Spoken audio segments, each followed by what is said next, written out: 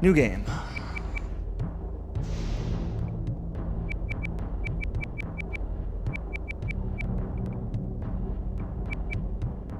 Name does not matter.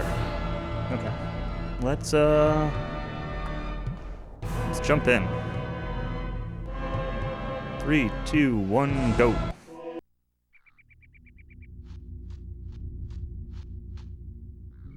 All right. Aidyn Chronicles returns at long last.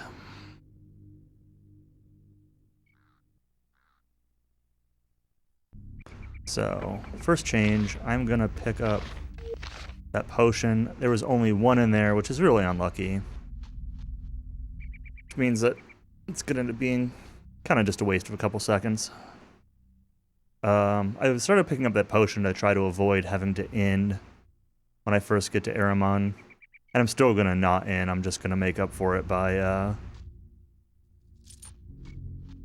making a couple extra curing potions instead.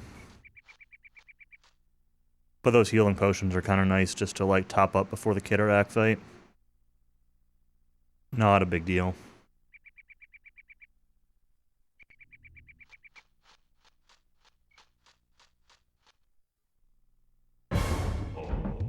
Alright, time for the first battle of the run. Perfect. Got him in one hit.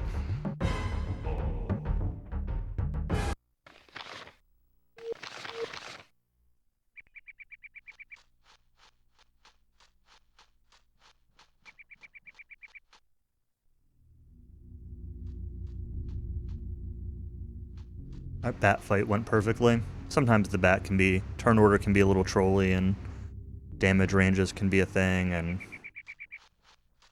sometimes it takes a couple extra turns. But that was as good as it can be. Perfect turn order and one-shot him. Alright, so we got a scripted fight here with the Goblin Poisoners.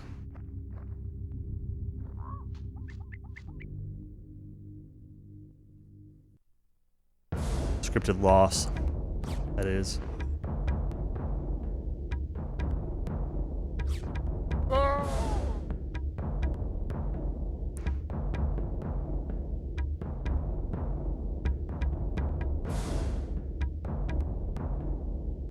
But it burns.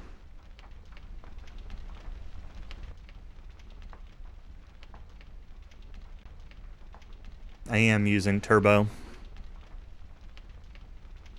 Playing on an actual N64, but I am using a Turbo controller. A Retro Fighters Brawler controller, to be specific.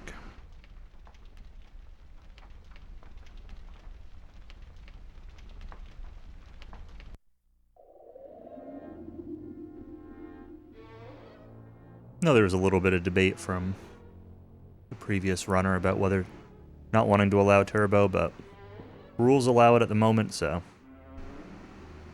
Or at least they did a year ago. I guess I haven't really looked at the leaderboards in a while to see if anyone's changed anything, but I'm assuming nothing's changed.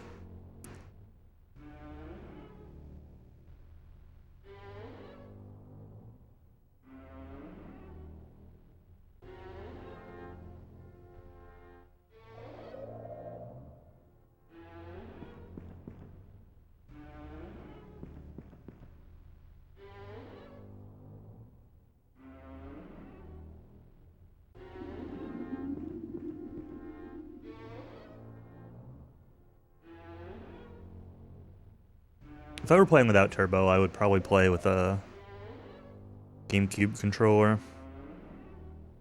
The buttons on this controller are not really good for mashing.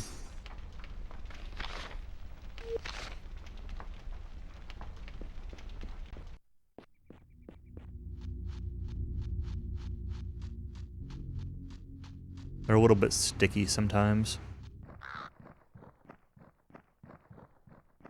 Alright, now let's hope I can do both the bat skip and the cutscene skip here. Because for some reason Sometimes they just don't work. Nope. We got the bat skip, but not the cutscene skip. That's annoying. This cutscene's kind of slow, too. So if you walk around just right, I probably wasn't far enough to the wall. If you walk around just right, you can, walk around the trigger for that scene.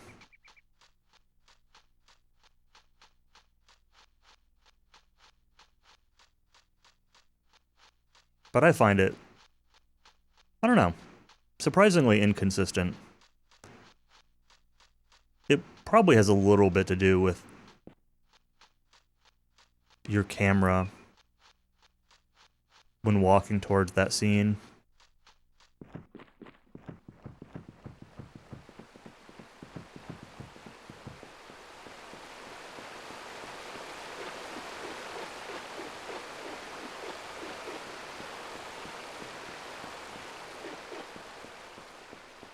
I haven't really done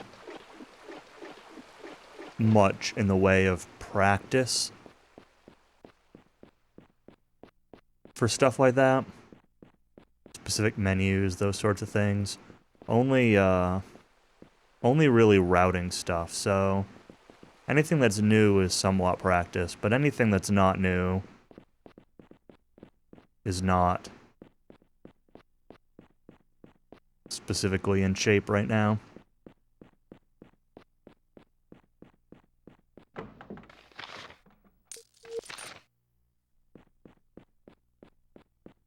We're gonna come get the rope. Very important.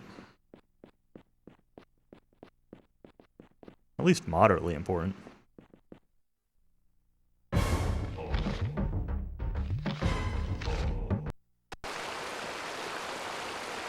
We're gonna abuse the flea checkpoints to get it to move us back down along the river.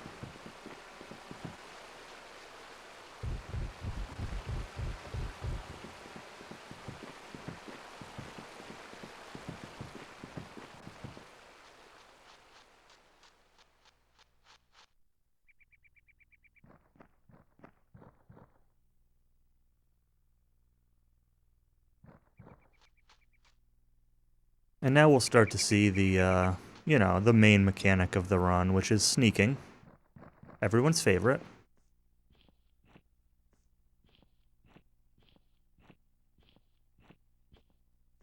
Sneaking hasn't gone anywhere. There's a little bit less of it than there used to be with the changes, but most of the sneaking is still there. There's actually a couple places where I've added sneaking.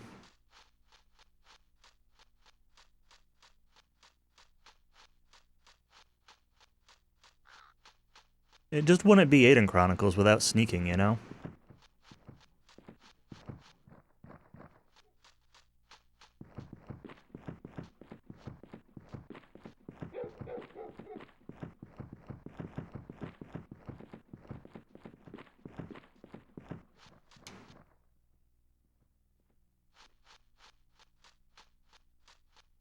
Just gotta wait for the rat to turn around to walk away.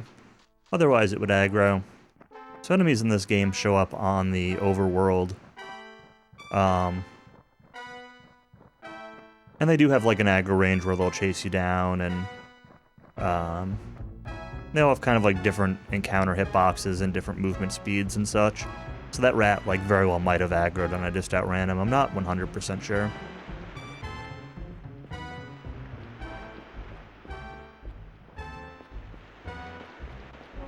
Did I turn the volume up? I might have to check the, let's do that real quick. I did, okay. Music in this game is really quiet, so I just wanted to make sure I'd actually turn the music up.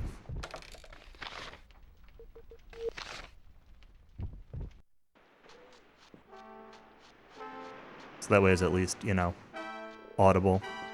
I can't hear it super well on my end because I've got a fan running. Could probably just turn my speakers up a little.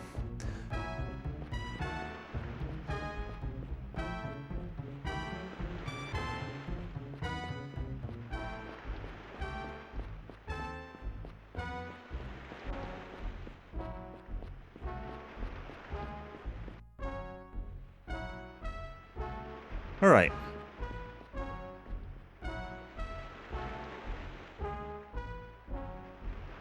Pretty normal start so far.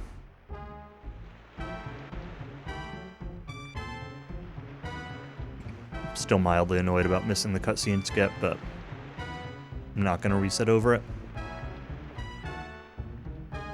I probably should. Not because of the time, but because I did say that, like, I want my PB to, in the end, have, like, all the major, like, skips and routing stuff.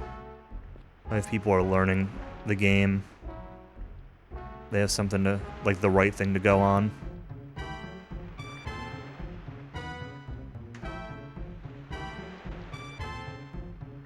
That's alright, though.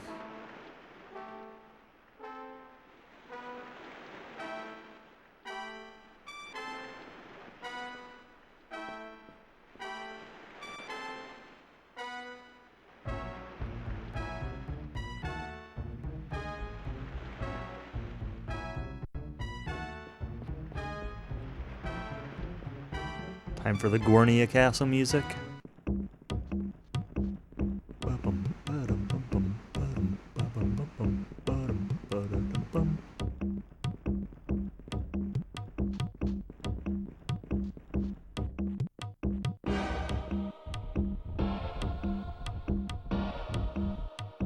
And here's the King of Gornia. Guy who's the current Splits background. I'm using my live split slideshow layout, so every split will have a different background image.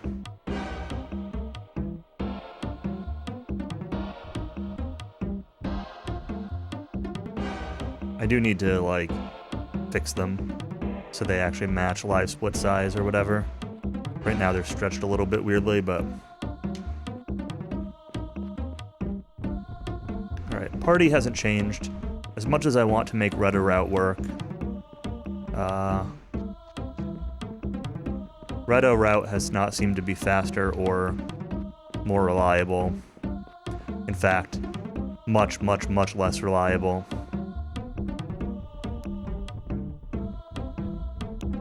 So,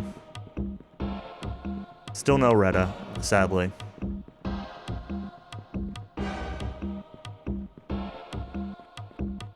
Stuck on the table. Stuck on the table.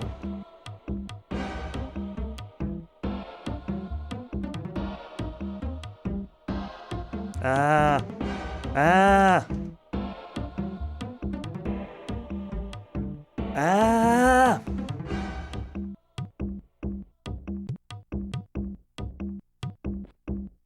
That was a disaster.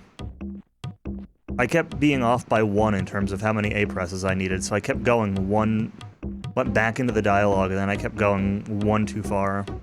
Ugh. Whatever.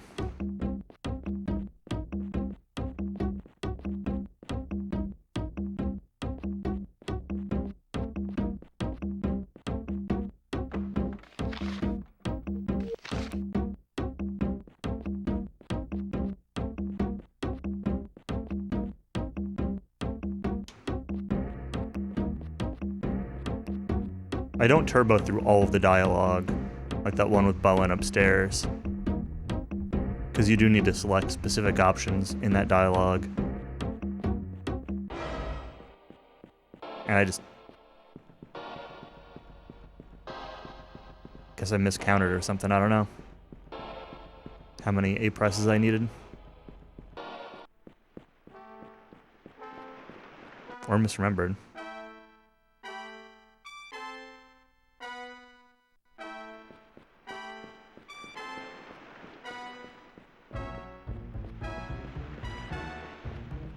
Alright, so we got our party together. Abracon, Godric, and Brenna. Godric isn't really very good, but he's got one specific use, which is potion making, which is both, I'll say needed. The actual answer is just very useful. You can get by without it. for a couple of the early fights, because you can buy most of what you need. The issue, well, I'll talk about it when I get there. And then the other thing is that you can abuse restore potions to basically duplicate money by making potions and selling them for more than the ingredients cost. Alright.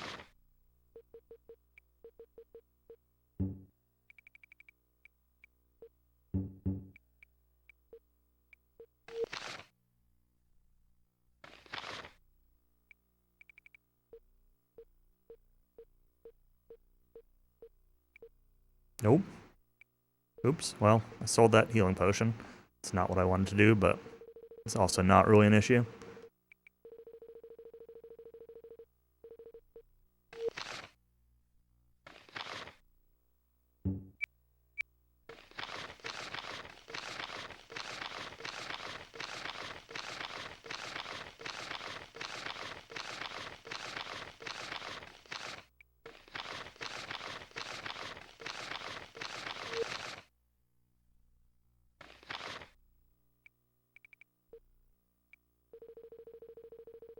Alright, so we're going to be making all these, making a bunch of restore potions to sell for money. I'm also going to be making a bunch of useful potions that I need for the run. So I'm going to be making 5 defense potions, 5 dex potions, 2 strength potions, some curing potions,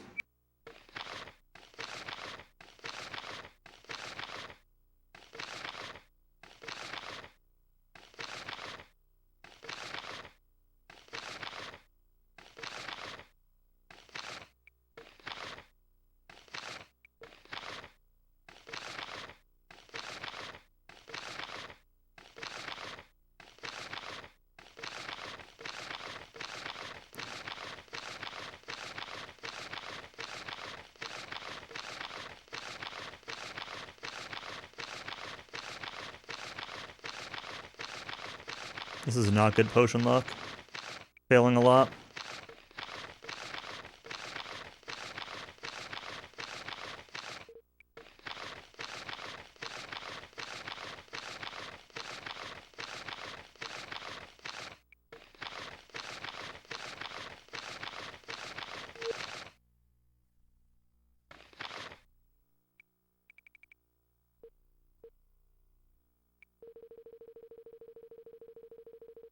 Alright, this is not enough money, so... basically, I'm just gonna, use up the rest of these resources.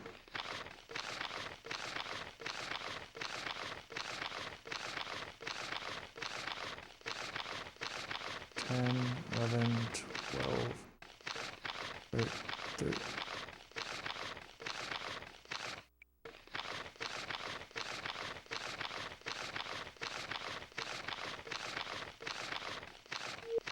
Okay, that should be enough, I hope.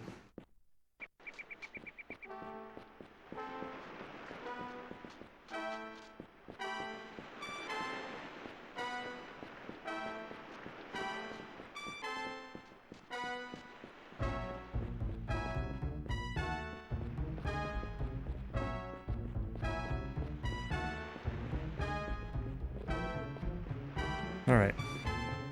So this will be... leaving Gornia.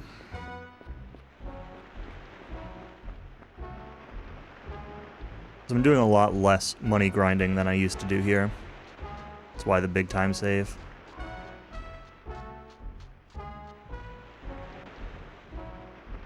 I'm also making a few more... So I used to spend another minute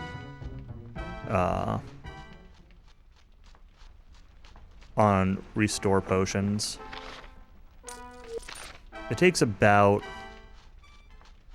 a minute to buy 99 gemstones and spice and then do 49 potion attempts. So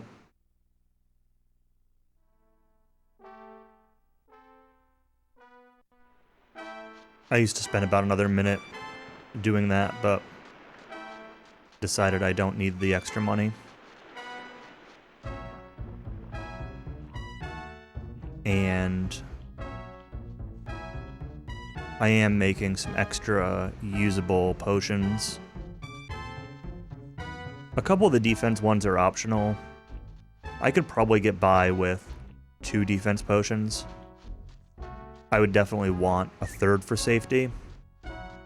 But the next 2, 4 and 5, those are both pretty optional. But there were a couple fights that are reasonably tough in this route, and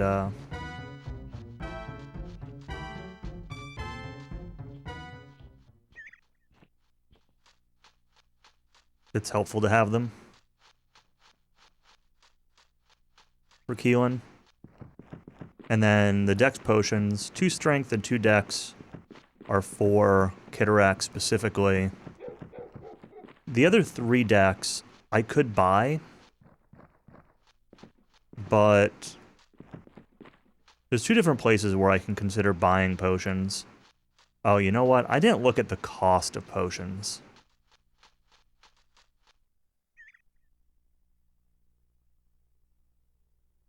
Maybe I should...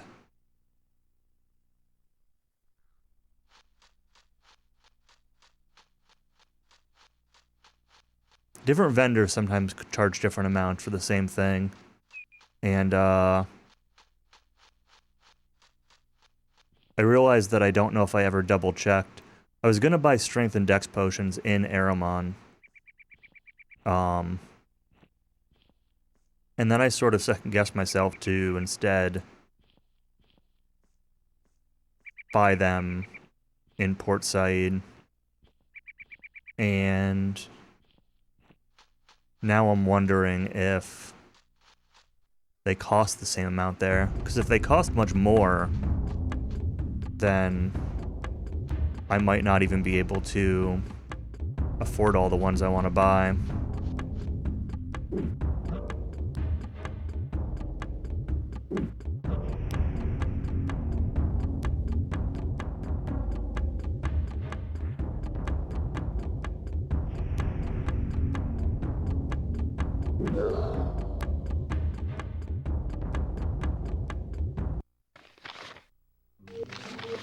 Well, we'll find out. It won't kill the run if I'm short on potions, but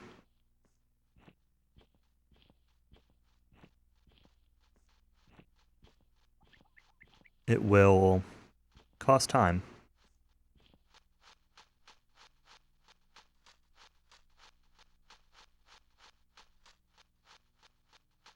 Sure to stay to the left here. I have a bad habit of drifting right in this little section, and there's a rat over there that likes to aggro, and you gotta sneak by the boar again.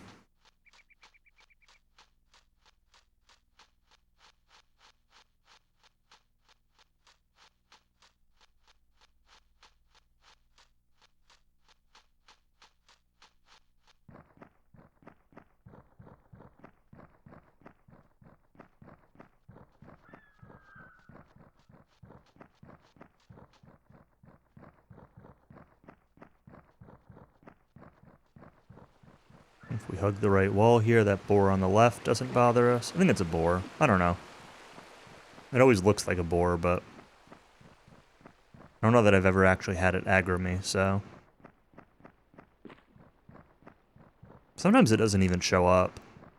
But I'm not sure what causes that, if it's a time of day thing or what. Or just like a camera thing where maybe it is there and just not showing on screen. Doesn't really matter.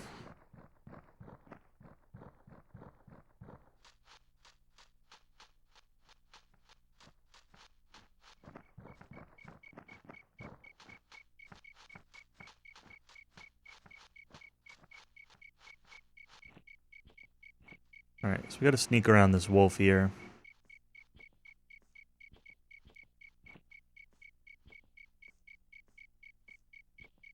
Nice, easy peasy sneak. Don't need to go too far. This is good enough. You run faster than wolves do, so as long as you are not in their aggro range when you stop sneaking, you're usually good. Step or two past it. Now here I want to be careful. The other day I did actually, there's a wandering bandit here off to the right that is never an issue, but the other day I was just following the path and the bandit aggroed, so just gotta make sure to stay to the left here a little bit.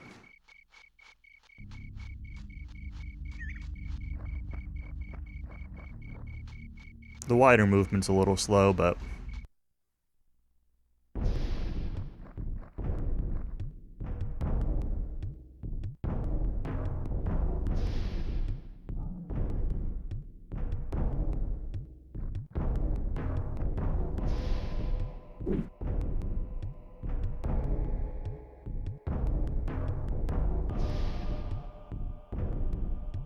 bats are always in the way.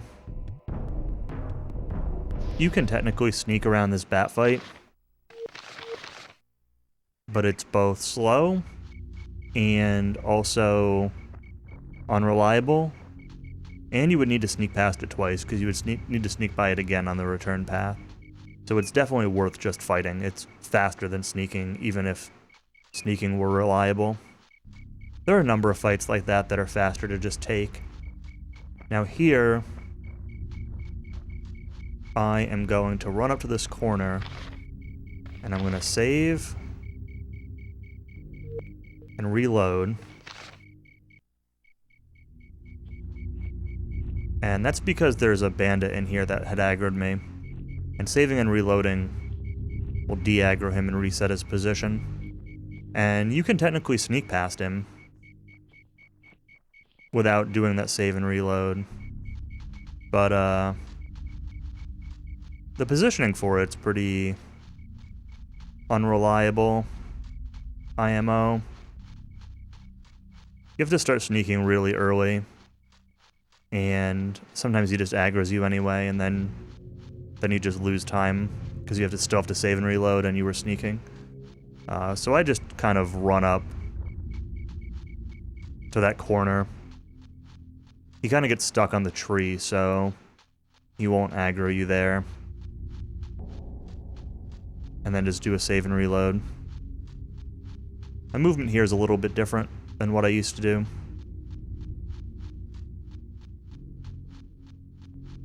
Just cutting to the left around that first little hill rather than to the right. Saves like 5 seconds. Movement in this game is pretty slow, obviously, so anywhere you can kind of cut that down really does add up here and there.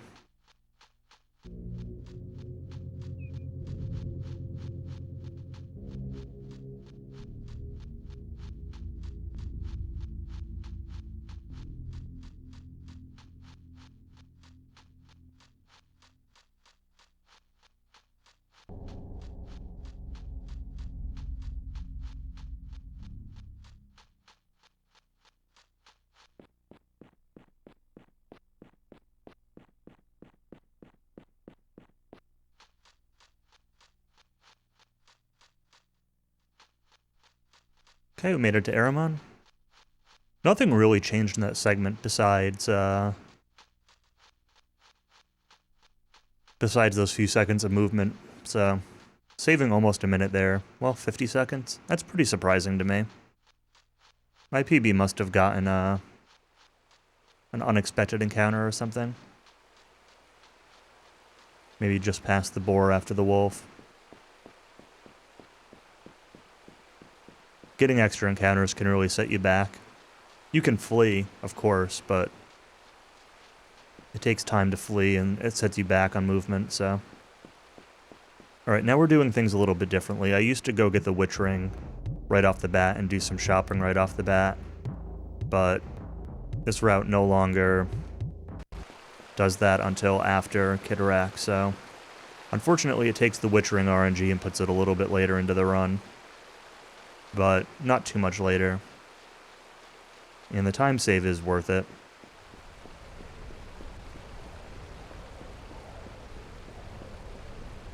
It also means that this ogre fight that I used to fight with stupidity scrolls will now just be sneak past,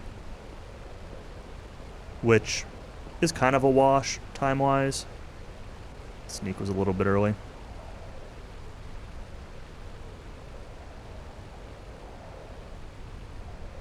If you got like 1 to 3 ogres, then fighting the ogre was usually pretty quick.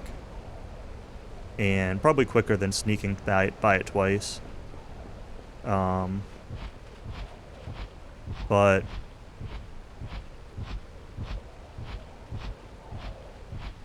if you, I'm actually just going to save real quick, just in case. Sometimes you get aggro here for some reason. But if you got a bunch of ogres, then you'd have to actually save scum that ogre fight to get fewer of them. So sneaking past it, it's slower than a good ogre fight, but it's faster than save scumming. But I don't have stupidity scrolls, so I really have no choice but to sneak past them with this route now, because of the rearranging stuff. But that'll also mean I'll need to buy fewer stupidity scrolls. I have to buy 2 to cover that fight in case you get 4 ogres.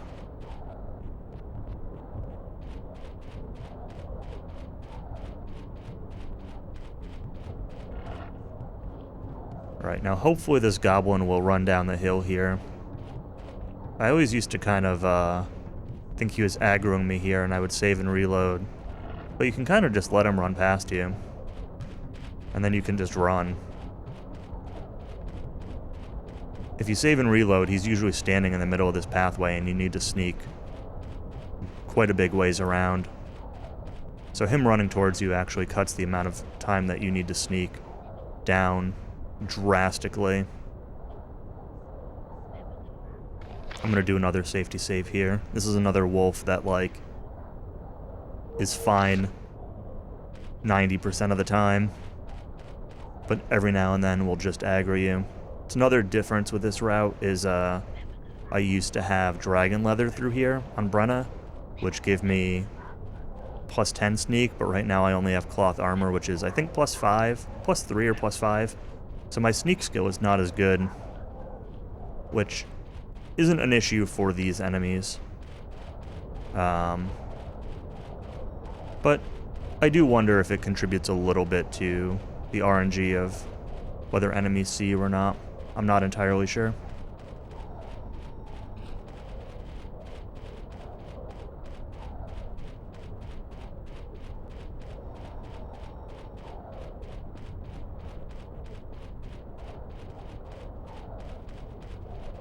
Alright. Another save. Yes, I'm being very aggressive about safety saves. But it's because I really do just want to, like... I want this run to be consistent. Okay. And see, that guy just saw me. See, he's running at me. So I actually need to, reload it. He doesn't normally come down that hill, which meant he heard me or saw me. And actually, he's far enough away that... doesn't matter. Okay, so now... Brenna. Defense, dex, strength, dex, defense, you equip Chaos Sword, you equip Traherne Sword, top up, and let's go. Whoa.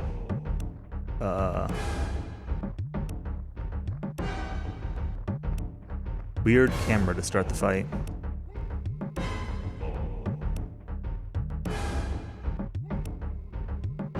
It's normally facing farther left, so I got kind of confused as to where I was looking.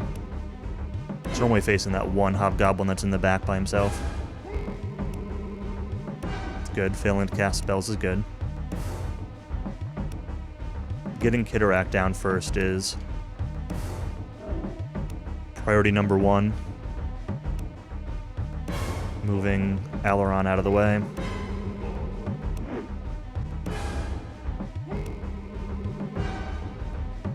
Now I could kill that close... I could have killed that closest hobgoblin sooner, but I need him to take out Godric. I've actually had issues where issues just killing Godric off if I don't park him in front of that one specific hobgoblin. And even if I do sometimes, he'll just sit there and try to cast tap stamina on Godric over and over, which is not good.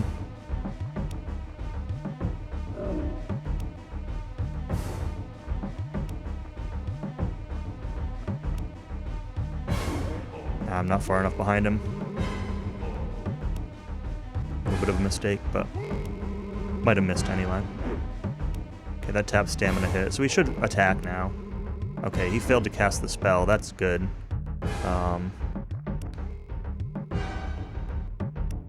Brenna is not very tanky, so...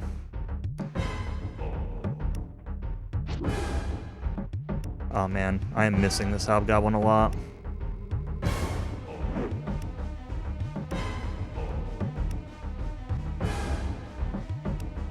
Oh boy.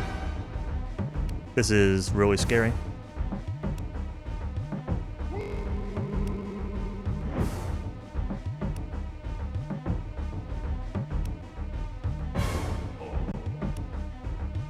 Don't kill her. Okay.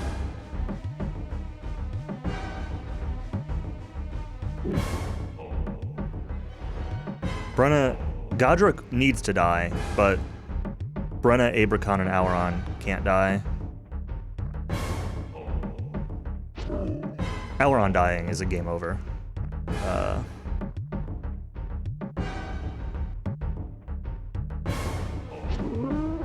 But the other ones I just need.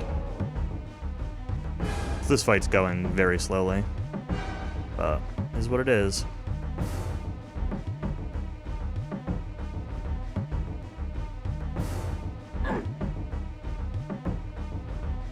But this is why the defense potions. Okay, good. Godric died. Uh-oh. That's actually bad. Him being close enough to Auron is not intended. Critical hit on Brenna? Uh-oh. This fight's going incredibly poorly.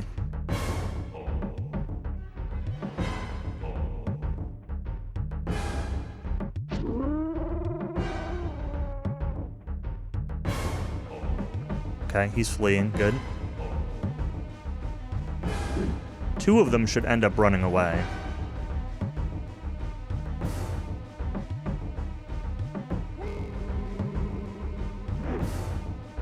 And I'm gonna let them.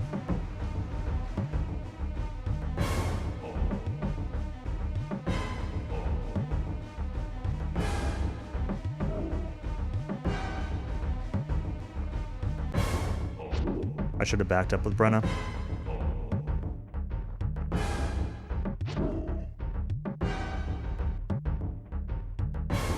Okay, we should be good. The fight's slow, but... you know, what are you gonna do? At least it ended alright and nobody died. Just needed a little extra healing. Okay, so I need to take a couple points of mechanic here. Loot all this stuff. That's Kitarak.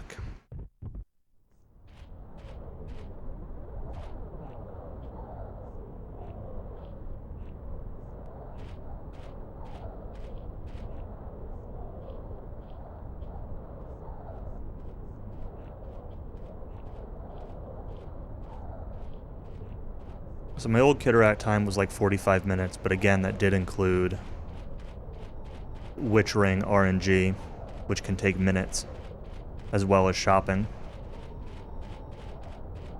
So we'll be losing a few minutes of that back. And again, this was a pretty slow Kitarak fight. I used to have more armor, and I've lost some of that, which is added to the riskiness of the fight. But it's worth it to delay the shopping again. Okay, unequip that. Equip Warfang, and you need to actually use a curing potion. Save. Load. If I don't unequip, so I use strength potions to, before the battle, to equip Traherne Sword on Brenna and the Chaos Sword on Abercon, but neither one has the natural strength to equip them. And so if you load the game, save and load the game with them having them equipped, without meeting the stats naturally, the game will crash when you load it. So basically, effectively corrupts your save file. It just becomes useless. So, very important that I unequip both of those. And Warfang is one of the best weapons in the game, so putting that on Abercon is good for now. We'll get a better fighter than Abercon later, but for now he's the best we got.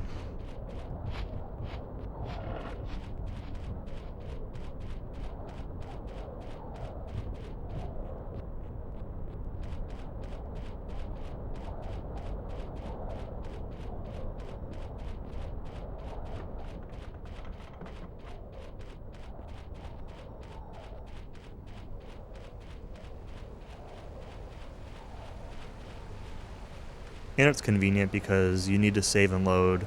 You don't need to, but if you save and load after beating Kitarak, some of the spawns around here change. So like this guy to the right of me is a goblin now, and before it was a wolf.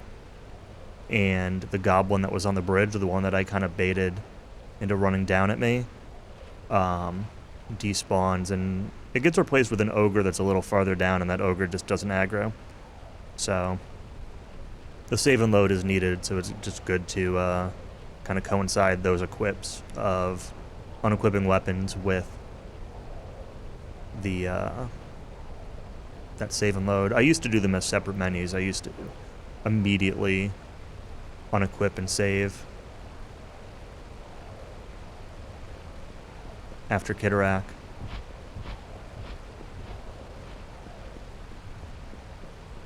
But it's just better to wait and combine them.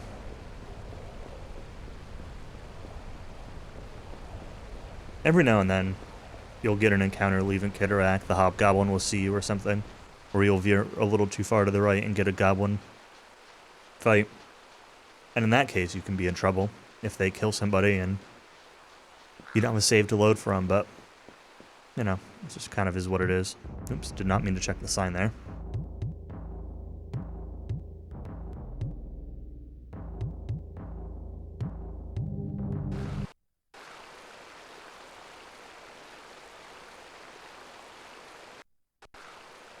Oops, did not mean to walk back in there. Okay, so now very important is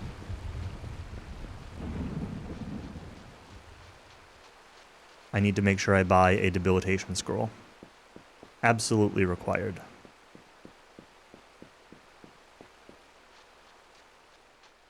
I'm glad I made those extra curing potions, because I ended up needing almost all of them. I think I have one left. Or is that the one that I used after the fight? I don't know. Doesn't really matter. Okay, let's sell off a lot of the stuff that I've got for loot. Especially, those sapphire gems. Oh, I didn't sell the... Oops. Come on. Forgot to sell the restore potions. I got 22 of those to sell still, too. But that's alright.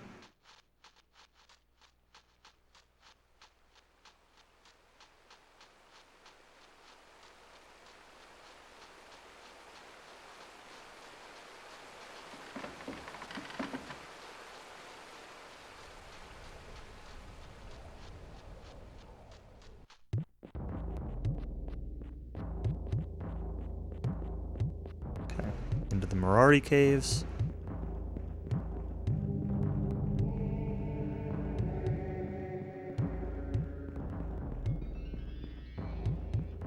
And yeah, so with this routing while I'm up here, after I do these cutscenes, I'm going to need to get the Witch Ring and then do a little bit of shopping still, because I do need some stupidity scrolls and I need a light wand And I want a dragon... I kind of need a dragon leather. You could substitute not getting the dragon leather with using stealth potions at 1 or 2 spots. But at that point, it's not faster than just... Well, it's barely faster than just getting the dragon leather. Actually, it might be not faster. Because I think you need to use at least 2 of them. And that's more time than it takes to make 10 restore potions and sell them. And then buy the leather. And the dragon leather will give Aileron a little bit of extra defense anyway.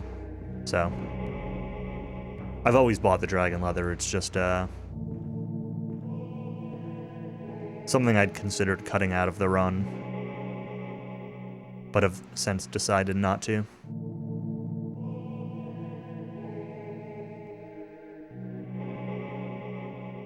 Safer to get and not slower. Alright, so while we're here, very important that we run back here. There's a teleporter back here I need to activate. A few teleporters scattered throughout the world. Most of them you need to activate in order to use them.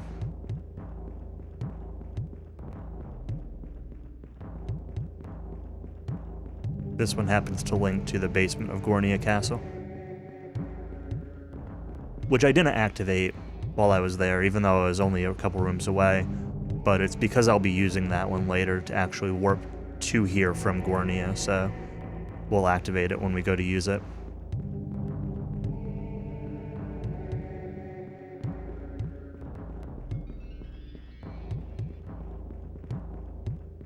Okay, time for the Witch Ring. I need to remember which of these tunnels is the correct one. It's not this one, right? Oh, it is this one. I always think it's the next one. Hello, Shadow Killer.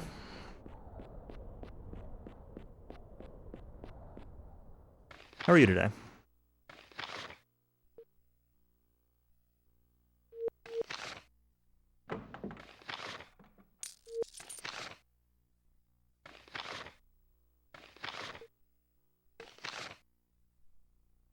Rough going back to work, I bet.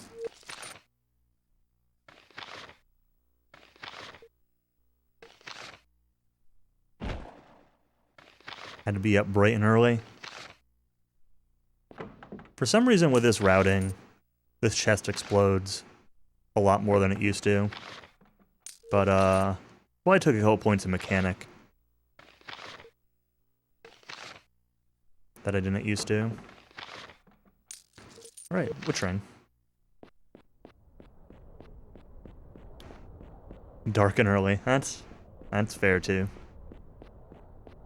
Don't envy you. I mean, I also had to work, but not so early. And I worked from home today anyway.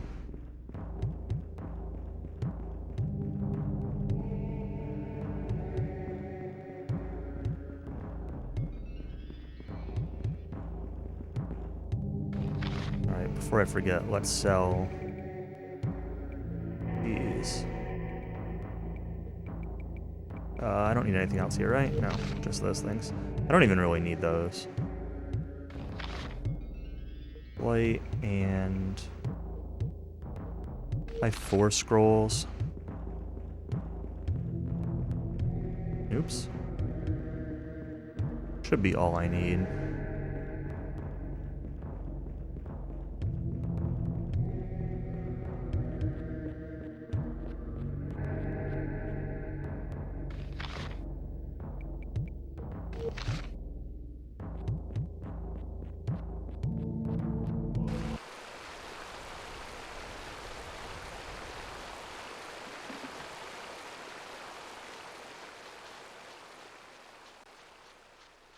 I'm going to come over here and take this in twice. This is just for time of day management. Walk all the way around the counter.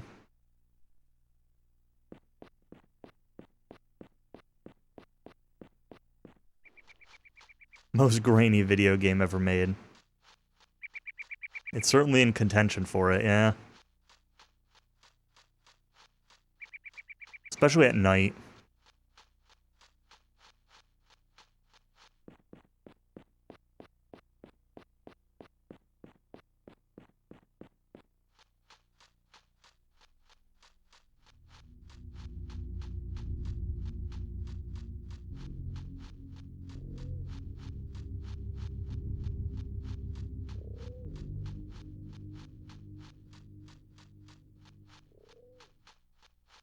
Yeah, I'm using new splits, so everything's going to be gold by default pretty much, but, well, maybe not everything. I copied over, like, my best times for a couple segments. That's why there's some times in there. But, I'll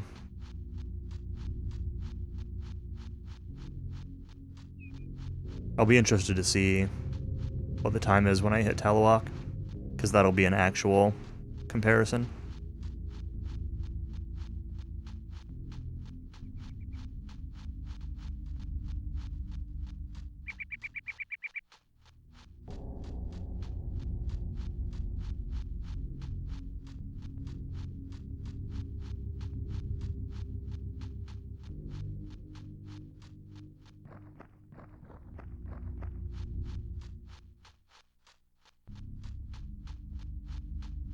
Okay, we stick to the wall so the boar doesn't aggro. My PB aggro this boar over here. I should actually probably just save.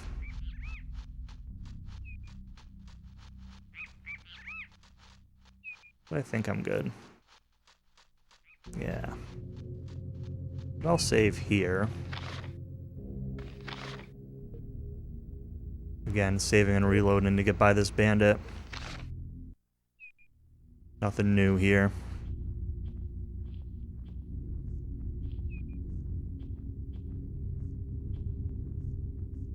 I did not submit this, no. I thought about it. And I would have if I would have submitted if I was, like, committed to going to Limit Break. But I didn't want to submit it as a remote run. And it seems that most people don't plan on going, but I don't know. Cowie keeps being wishy-washy on it, and now it sounds like Purple Mario's going, and now Cowie's like, oh, well, maybe. So I don't know. But I wanted to, like...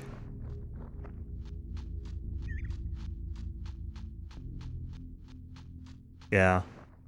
The thing is, like, the travel was such an investment for me, both in money and time. Like, the flights out of here, like, I can't understate how bad the flights are from where I live. Like, if I have to fly anywhere, I have to leave home at 3 a.m. to fly somewhere, and it's, you know, almost an all-day thing. It's going to be like 2 to 3 layovers, and I'm going to leave home at 3 a.m. to fly out at 6 a.m. to get there at like 5 p.m. So, like, the idea of, oh yeah, just go for a day, just doesn't work. Do I fly out of Albany? No, I fly out of Burlington, Vermont. Burlington's closer. And the flights are, well, sometimes better, sometimes a little worse, but usually cheaper. Alright, I'm gonna save here in case I messed this up. This should be good to run. Okay. Albany's like 2.5 hours away, though. So it's like it'd be an even longer drive to get there.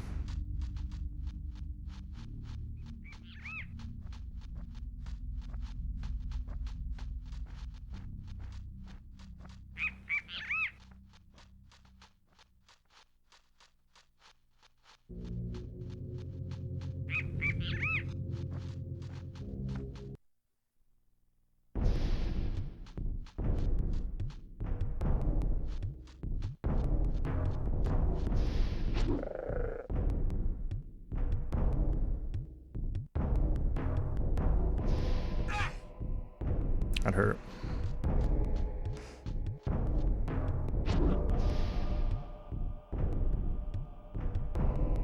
Pretty much out. Don't think you get time off? Yeah. I'd have to know pretty soon to get time off. Like, I don't know. Work is weird for me because, like, technically,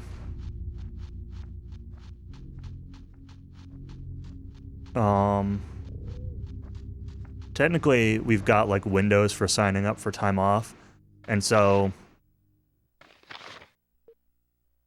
I would have needed to sign up, like, a month ago, maybe, like, 3 weeks ago, in order to get time off for, like, September through the end of the year, but in IT, they're more flexible about it.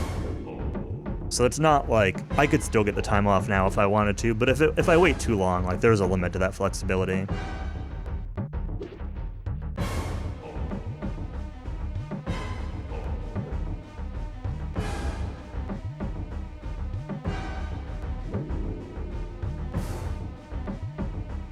But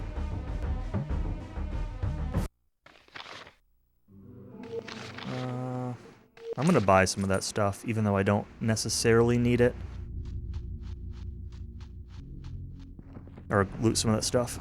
But yeah, I mean, like I said, Cowie wasn't sure. Like, I usually split a room with Cowie, and Ashton, it seemed like he was really sure. I think Ash probably, like... I think Ash probably would have, or at least would have considered it, if, like, everyone was going. But he seemed kind of iffy on it anyway, and then with, like, not being sure if people were going, I don't think he's going to.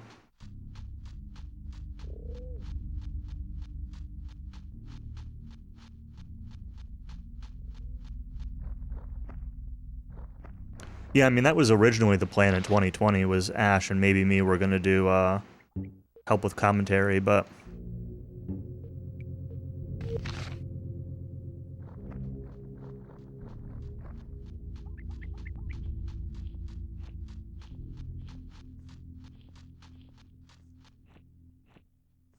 I don't think Ash is gonna go just to do DQ2 commentary.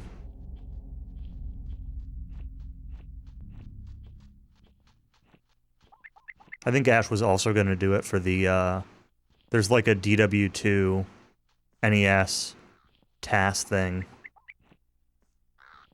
I don't know if it's like an actual task or if it's a...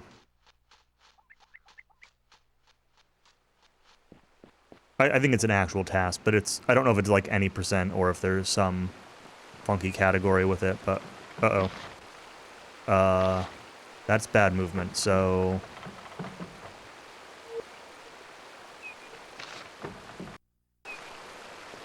Oh my god. I'm, like, stuck on the edge of this bridge. Okay, we're fine. You like it better in May? I'm, like, pretty indifferent to the time. But I can see that for sure.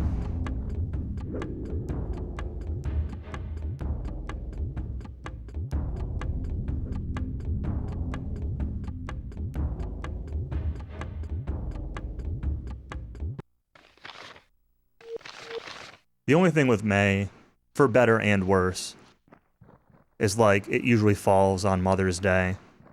And I know a lot of people have issues with that. For me, it, like, actually kind of works out since my parents live out west anyway. It's like, I can kind of coordinate a trip to go see them. That's what I was considering doing for this event anyway in October, was like, if some people might go or might go for partial week, I was thinking, like, maybe I'd go for half a week and then spend half a week with my parents in Arizona. But at this point, like, I think even that's probably out, but I'm not 100% sure.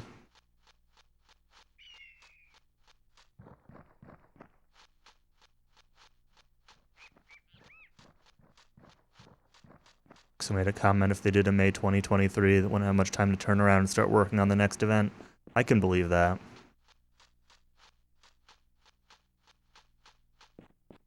I don't really know what the option, though, is unless you just change it forever. Or unless you, like... You could gradually change it, right? Like, oh, it's October this year, and then it's August next year, and then it's back to May or something, but... I think they specifically want to space it out so it doesn't interfere with the GDQ events. So, that doesn't really solve that problem if they did that.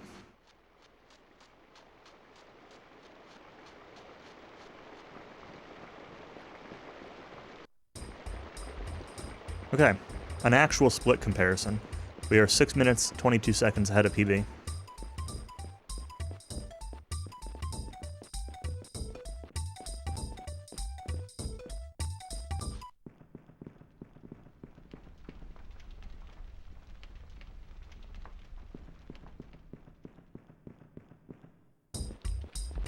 Pick up the pace.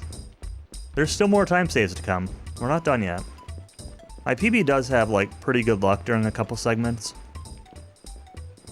The, like, Namer's Isle goes well. I think the white at the top of Shamsek's Tower goes well. Like, there's definitely places where RNG can still be a big issue.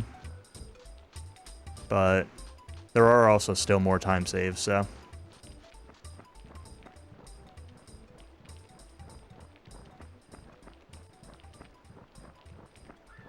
And a couple time losses. There are a couple of extra small things that I'll be doing.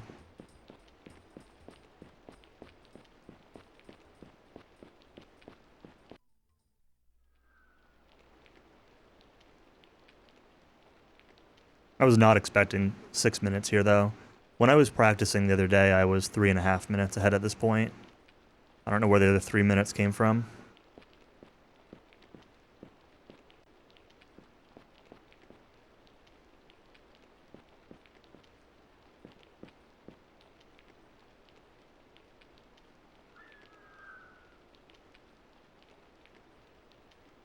Gonna post short reviews of this game on Metacritic? Oh no. I hope you give it good reviews.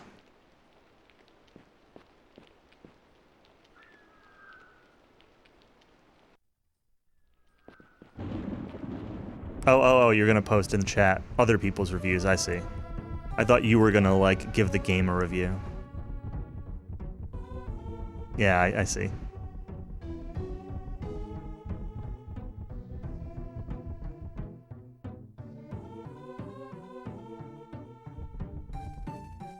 After plodding through this journey over the past week, I can assure hopeful N64 players that this game isn't worth your time, money, or effort.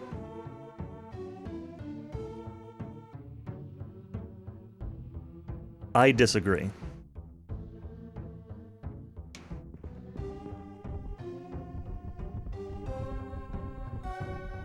I would actually probably agree now in 2022. But at the time, I wouldn't have agreed. There are just enough other games out there now that attempt to add strategy to combat brings the entire game experience slowly crashing down. No one's any chance of the gamer enjoying the story being presented. Well, that's just a bad take. I mean, the slowness part is fine, but that was weird. But the oh, they shouldn't have strategic combat because it interferes with story is not a good RPG take.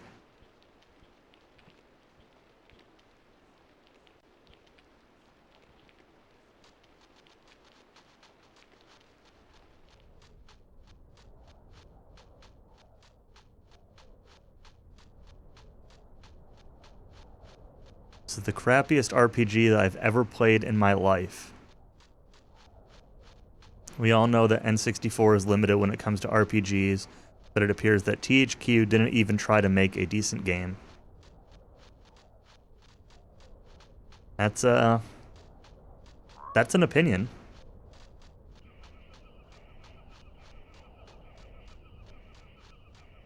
I don't want to say it's a wrong one.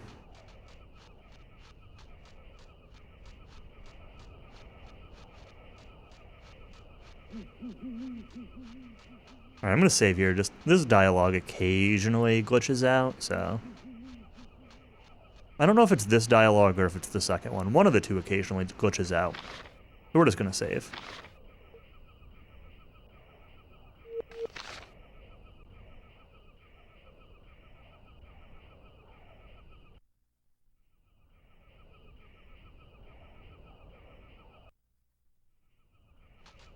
Alright, that was okay. A lot of reviews praising the game, but they're not as funny. I'm surprised that there would be a lot of reviews praising the game. beyond the fact that, like, it's an RPG that exists on the Nintendo 64. That's kind of where the beginning and end of the praise really is deserving. I think this game has a lot of really interesting mechanics, so that's why I like it, but the execution of those mechanics is something to be desired.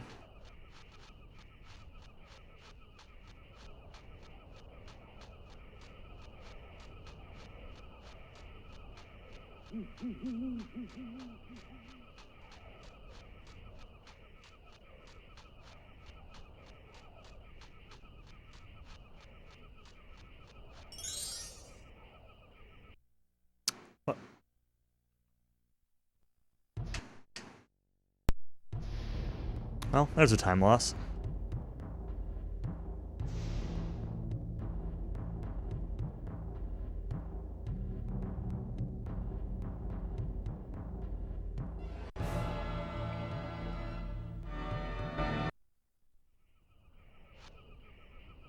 I didn't save before the second dialogue with her. I'm like, oh, it'll be fine. And then the game crashed. So we walk back again. This guy gave it an 8. I like this game. They could have improved it by making more music, enhancing the graphics, not making it so challenging, and improving the battle scenes. Really like the game except the poor graphics and the game challenge level.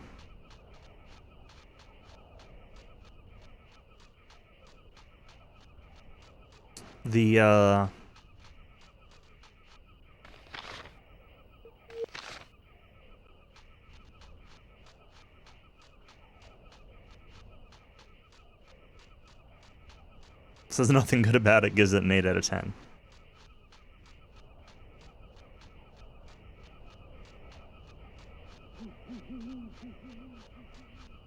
Sounds like a classic Countess review right there.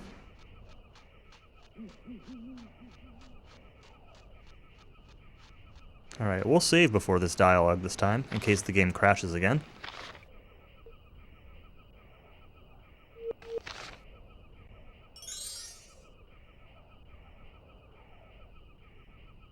Not spam it quite as much. Okay. Pretty annoyed about that crash. But it is what it is.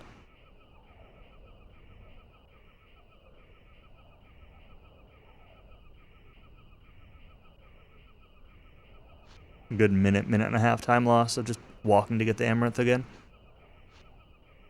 Maybe closer to 2.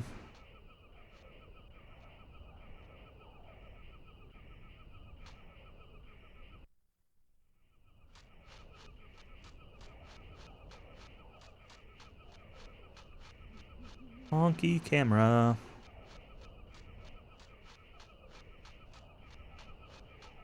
I'm gonna change my capture setting real quick. It's gonna cause things to be a little bit more washed out. I was kind of waffling on this before. But it'll make them a little bit brighter.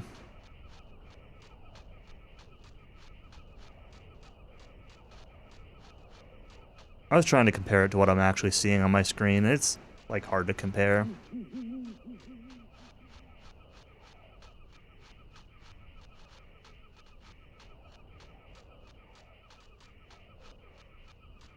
Don't really want my PB VOD to have a capture switch in the middle of it like that, but whatever. I just changed it from between partial and full. Always kind of detects weirdly. Alright, I need to actually manually mash through this. Let's save. That dialogue can soft lock you if you turbo through it.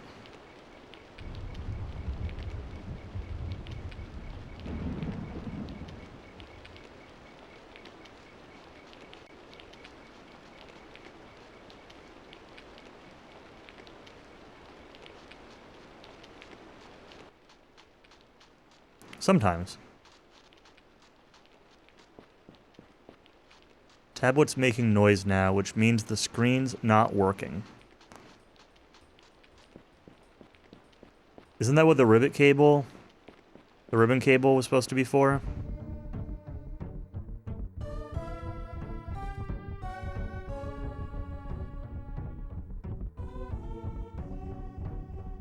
No, that's a bad thing because the screen's not working.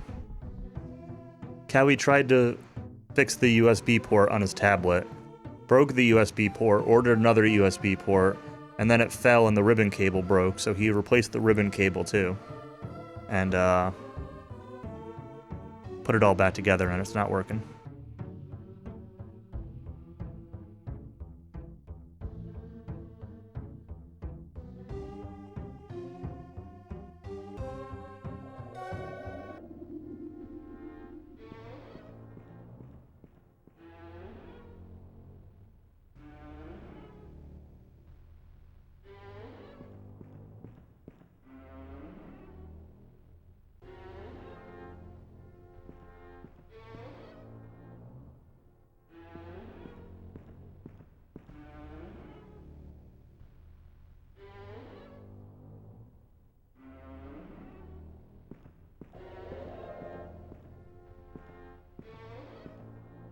Isn't a lot you can adjust, yeah. A lot of times those little ribbon cables, like, it's easy to damage the connector, but usually that means, like, it won't snap back into place. Not, it won't work at all.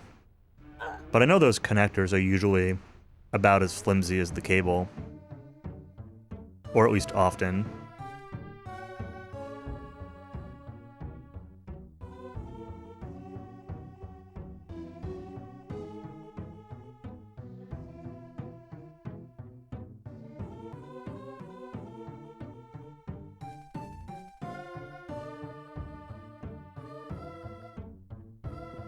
Sliding connector did break.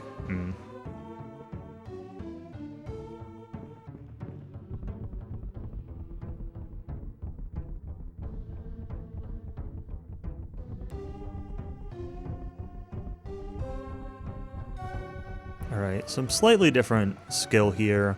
It's the same idea, just, I'm taking a couple extra points of stupidity. It just gives it a little bit more range, really.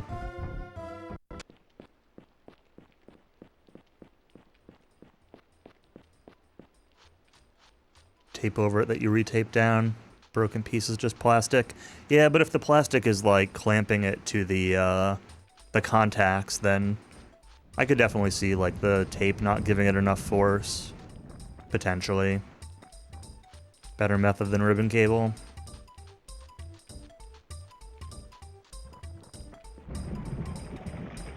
I think any better method than, well, not any better, but I think most better methods than ribbon cable are going to be less user serviceable, like things soldered together or whatever instead.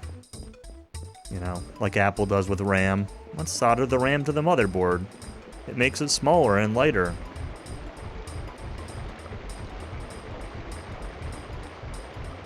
Is that a step up? I don't know.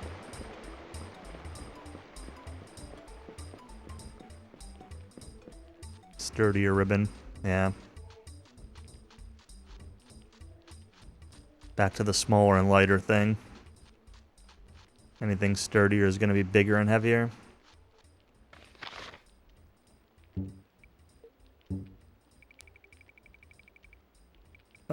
Dragon leather. Save just in case here. Don't really need to save, but just in case. So this is going to be a slight difference here in that I'm going to let Brenna die in this fight.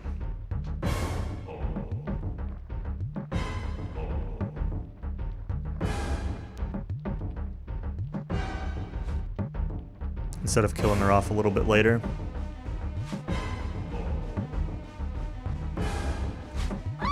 Good.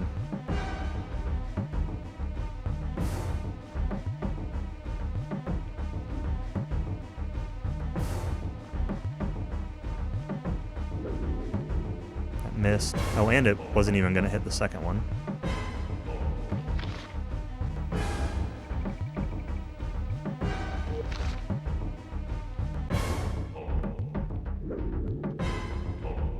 Good, we hit one. Hopefully the second one hits too. It did not. This could be problematic.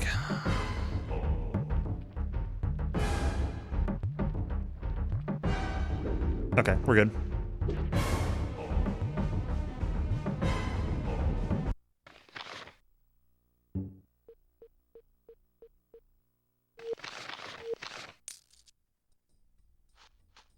Hello, PM. Good evening.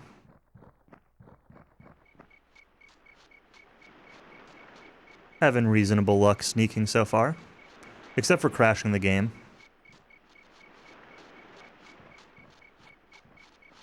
You don't need notes for 4, but Countess, if you don't use notes for DQ4, how will you know which Lingwar to hit?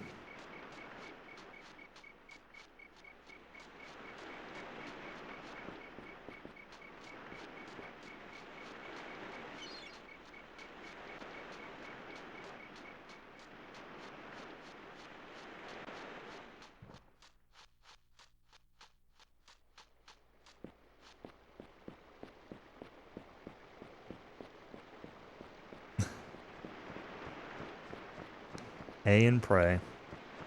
Sometimes game crashes are better for sneaking. Well, the game crash lost like 2 minutes, so that's not really ideal. At least a minute and a half. But I'm also 6 minutes up on my PB, so it'll probably be fine. Just go level 9 and let chat pick seems to be more effective than anything you've ever done.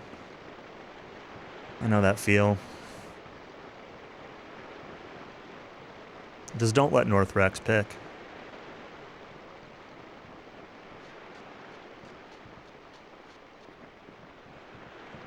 I think the real answer isn't letting chat pick. The real answer is just pick B.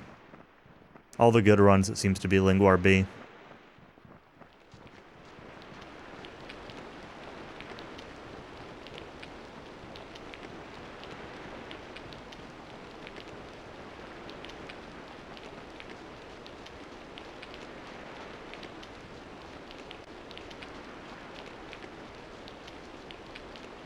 It's not Lingwar B, I guess this isn't a good run.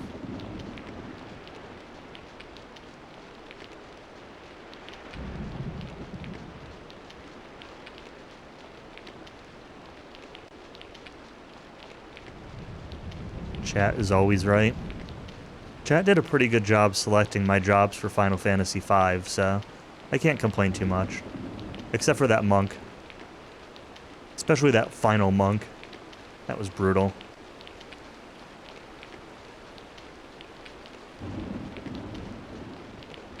But other than that...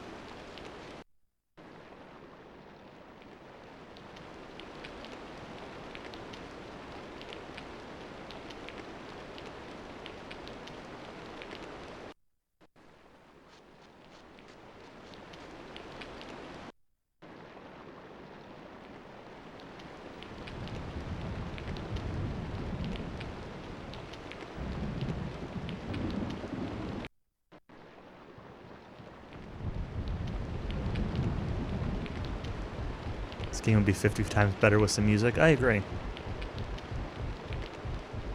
Can't believe you missed all of FF5 because of vacation. Well, the VODs are on YouTube. Although, that's not helpful if you wanted to actually choose jobs. But you could watch. It's alright, after the week of Aidyn Chronicles, we'll go to FF6, and that'll be the real fun one. Because I know nothing about FF6.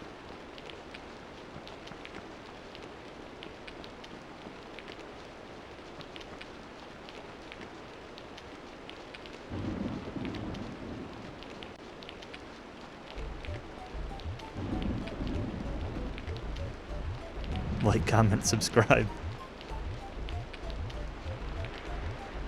Thank you for the sub, PM. 8 months. I appreciate it.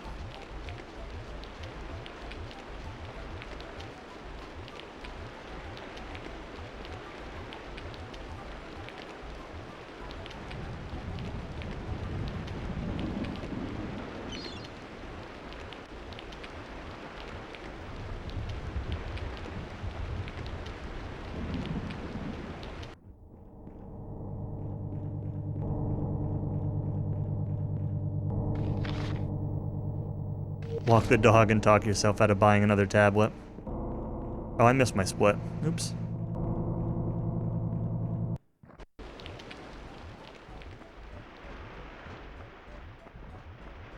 You should buy an iPad.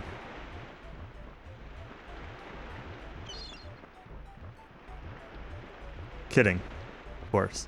I like my iPad, but I'm not actually suggesting for you to buy one.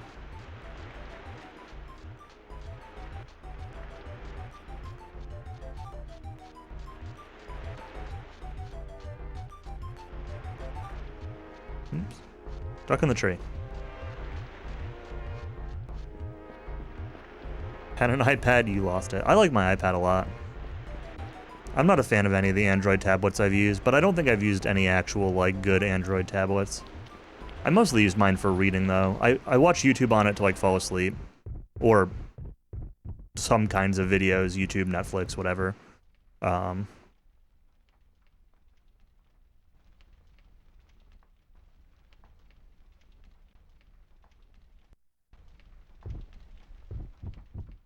your mother took it, okay.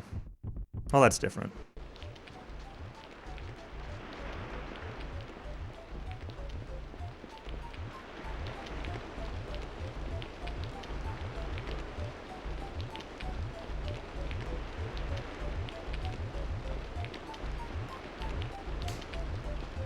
I read on it, I watch stuff to go to bed.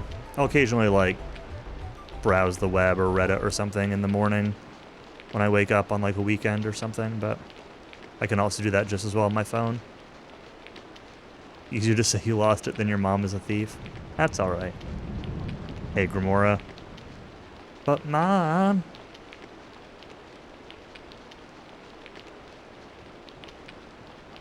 Alright, I need to do some equips here, and Keelan, you get, first Elrond preemptive dex. Keelan, you get rope, you get, Abercon, you get light. Keelan, you get debilitation, Mirari cloak, Jundar gaunts.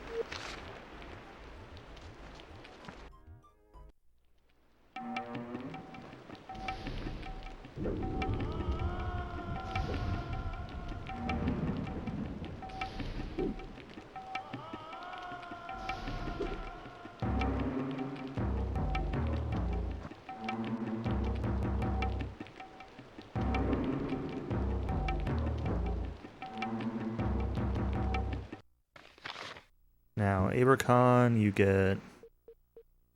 Oh, you don't have enough. Okay. Next fight. Another preemptive dex potion.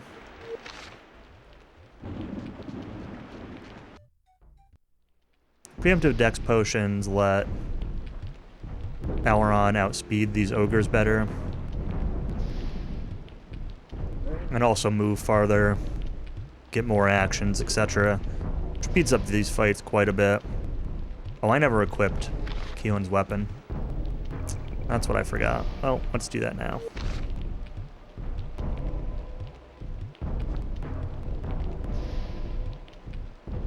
Not a huge time loss.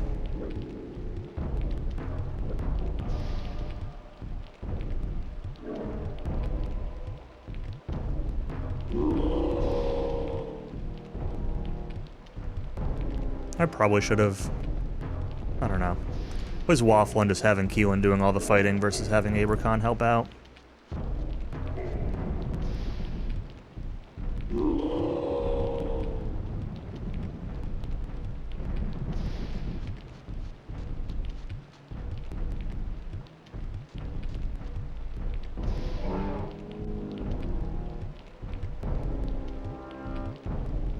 Those two ogres should both flee.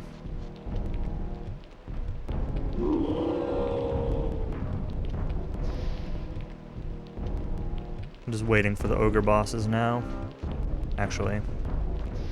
And wait for them to flee.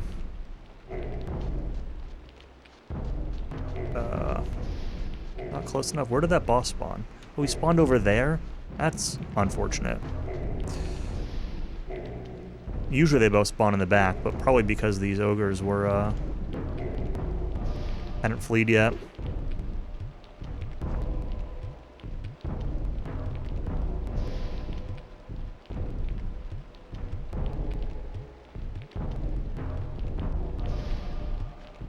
Yeah, that's normally where they spawn.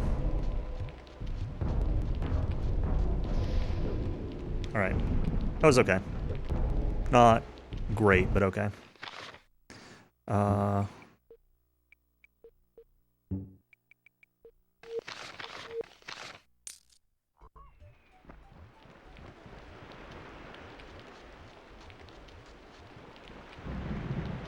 So yeah, preemptively using dex potions on those two fights is something new that I'm doing to save the time.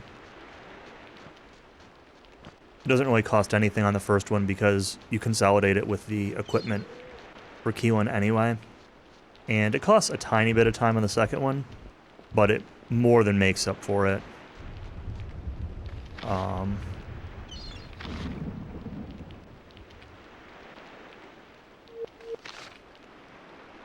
In the actual fight. I'll use another one for this next fight up here. I did a lot of timing on this segment because you can, like, run a little bit in here, which will bait the ogre from the bridge above you down onto you. Normally you fight him when you're up above. So I tried doing that or not doing that.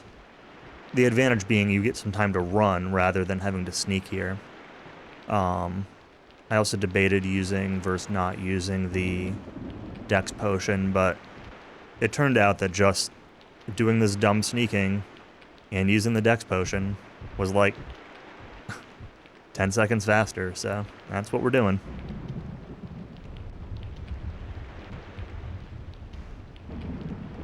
Let's save, just in case this wolf aggroes.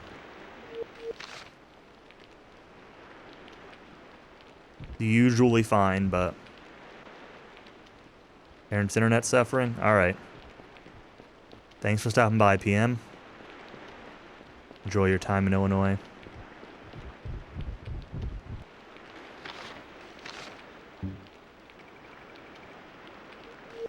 At least it's probably better than that Airbnb was, you know?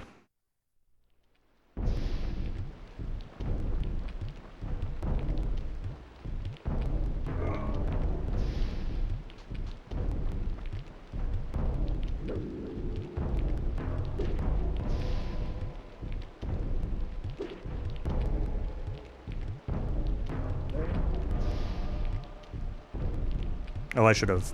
I meant to cast Stupidity on Auron's turn there.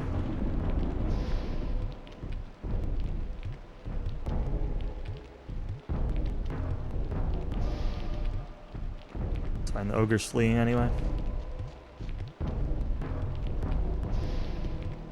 See you, PM.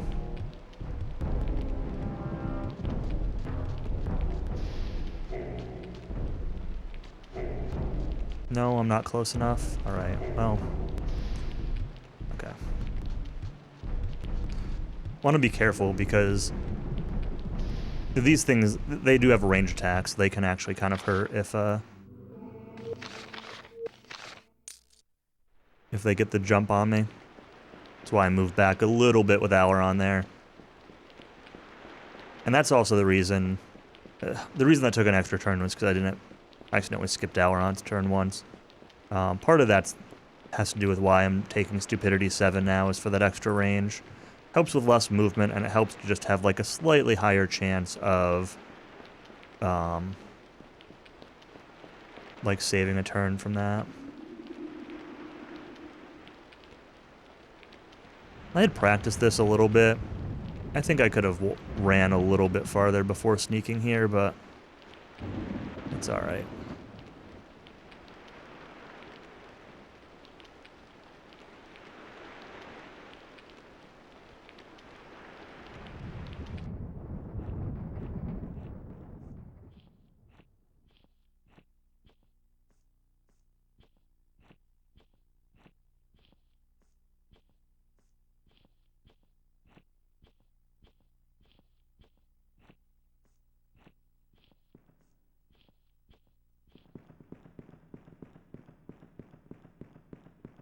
Just check to make sure the game wasn't muted, and no, it's actually not muted. Man, it's like even quieter than normal. But yep, it sure is.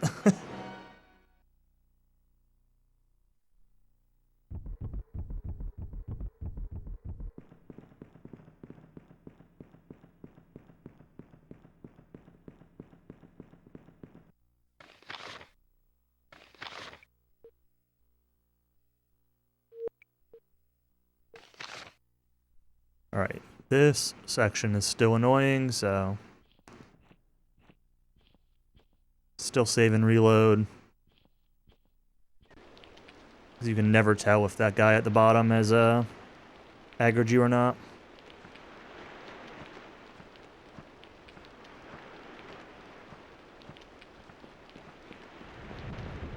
Alright.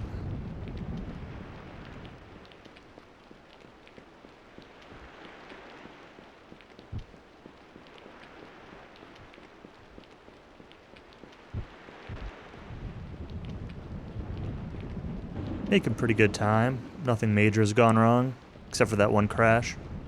Been the only real blip so far. Well, and the missed cutscene skip at the very start. Didn't really lose much, but...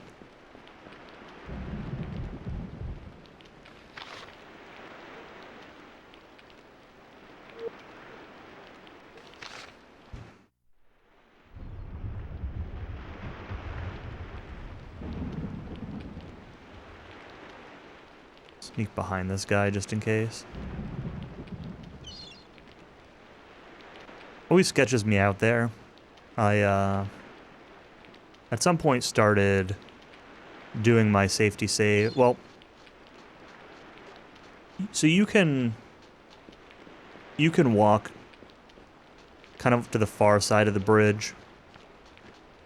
And if you're in the right spot, he won't hear you and you can just sneak off and walk by him. But a lot of times he'll aggro you and you can't really tell until you land. So I started just like running off the bridge. And then I do a safety save and reload while I'm falling down before he can aggro me. And it always sketches me out doing a save and reload in this game while mid-air. Because I'm always afraid the game is just going to crash or push me through the floor or something. Because that's the kind of thing this game would do. But it's, usually fine.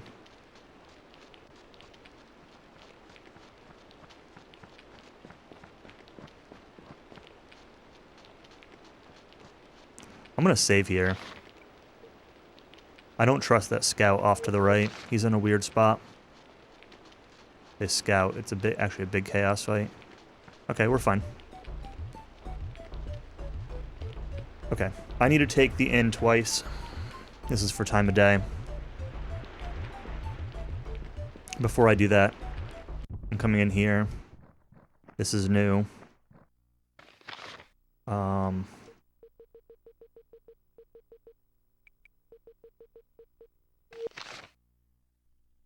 Oops. That was a mistake.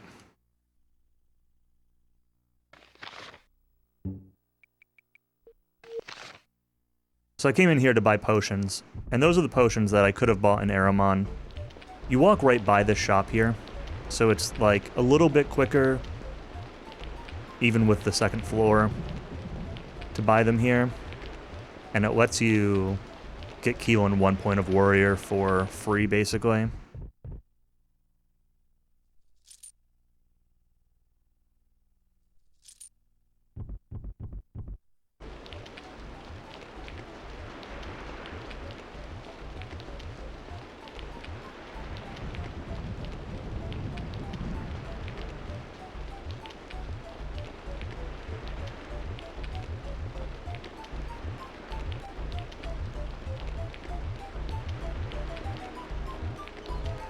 I kind of debate it, because, like, if I buy potions in Erromon, then I can, I don't know, you've got more money here, so it's easier to afford all the potions that I want to get, but I wouldn't have to make as many if I bought them in Erromon.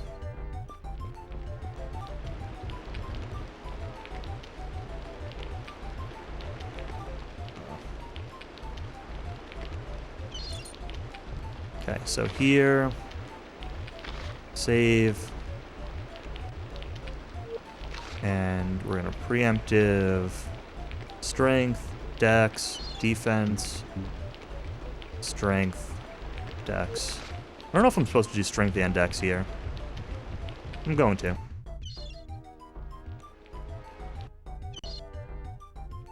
But especially since I save anyway, it's not a huge... Some guy's like falling through the world on the right side of the scene. That was weird.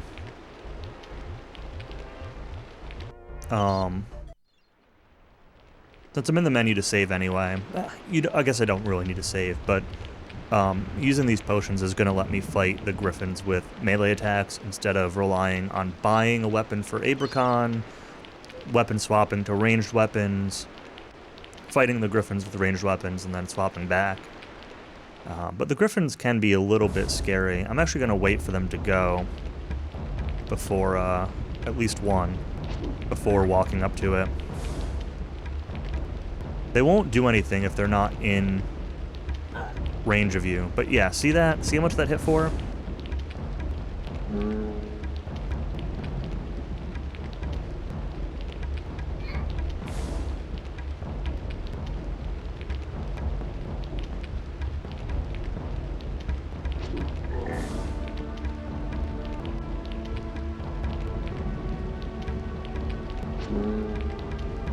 We're fine. We're alive. But...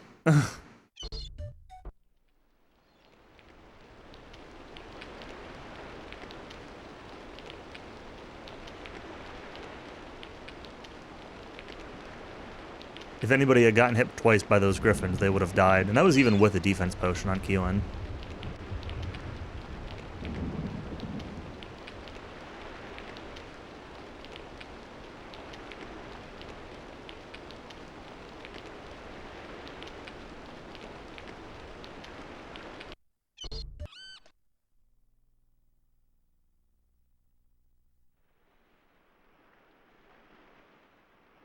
Alright, Chaos Isle.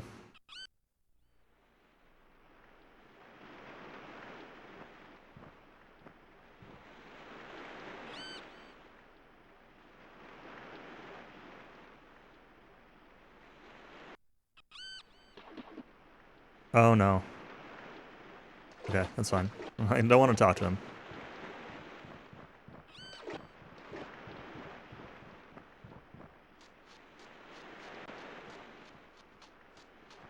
Alright, so before this fight, let's do a quick save. See if,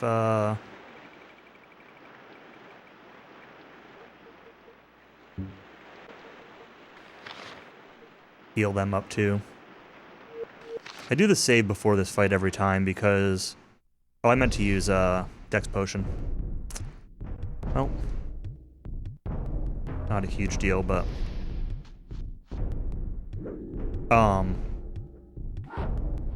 Sometimes I've had it happen where, like, the enemy that's... There's an enemy that spawns in this place after you win this fight. And I've had it spawn on top of me and cause the game to crash.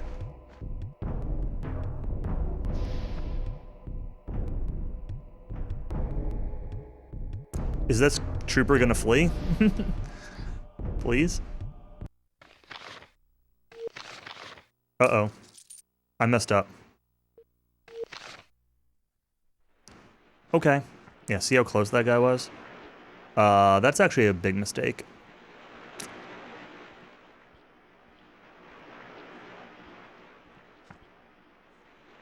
I needed to put 5 points into intelligence on Keelan there.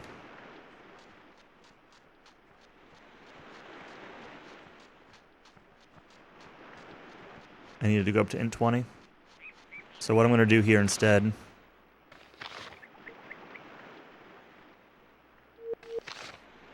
I could reload and do that fight again.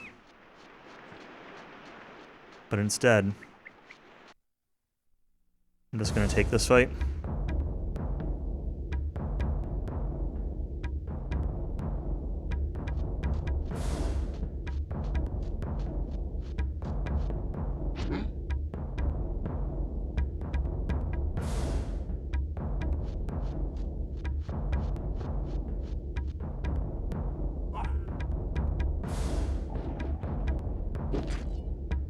It's a little slow, but I need that point of, I need those points of intelligence to equip the Wall of Bones wand.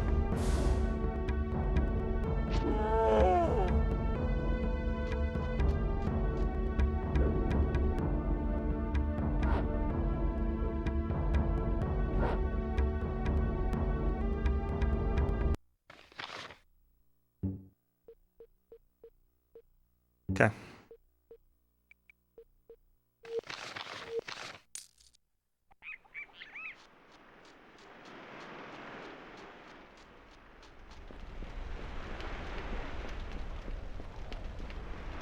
Time loss, but a manageable one.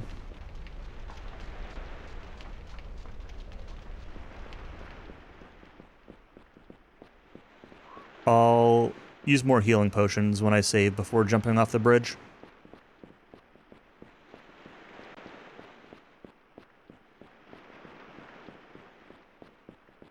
Because I do want Keelan or NeighborCon topped up for the next fight.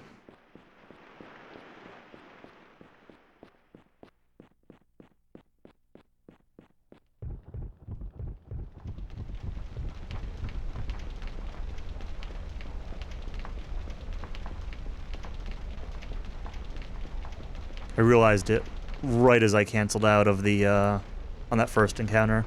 Right as I canceled out of the XP spending menu.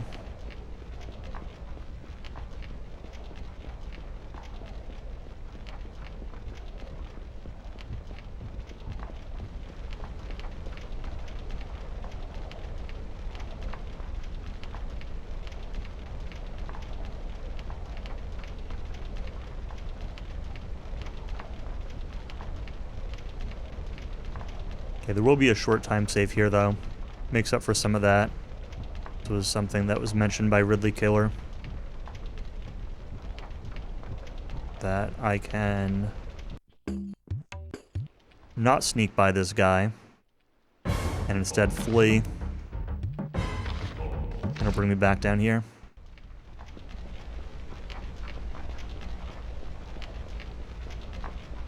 Alright, let's do healing and save.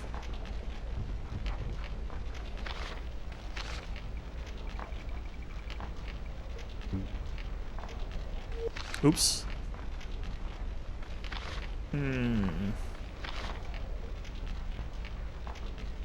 Did the healing and not the save.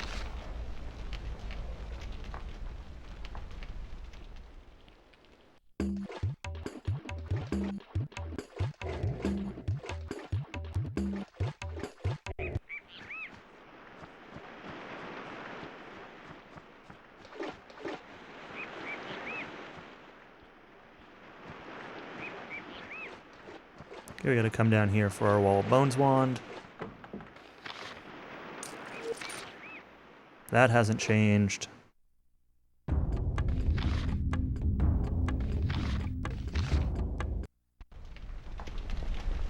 Sadly, that fight down there is actually... would be a really good one to take if I needed an extra fight. But it's not worth losing the ability to just flee back up here. Because there's a really strong enemy that's patrolling the beach that you'd have to sneak by in order to get out of there otherwise.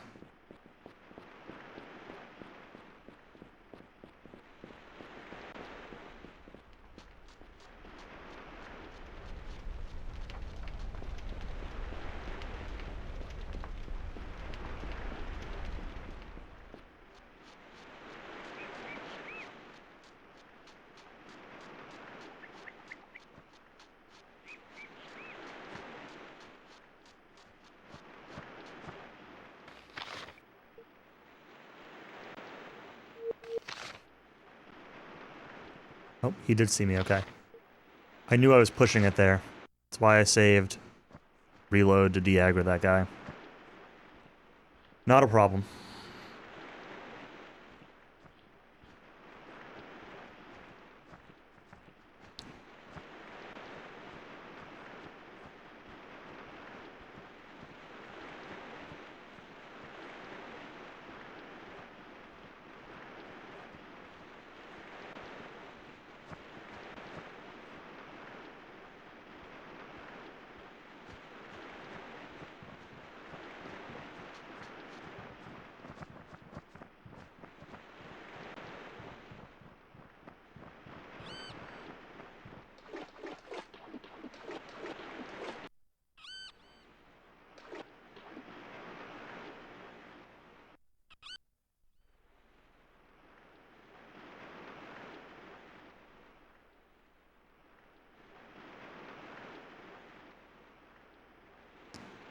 All right.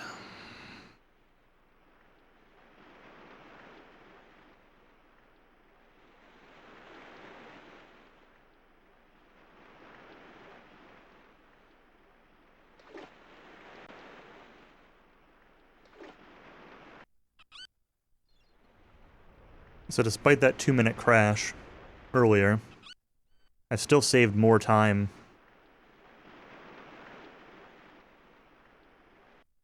leading up to this point, and taking that extra fight, and having a lot of, like, safety saves.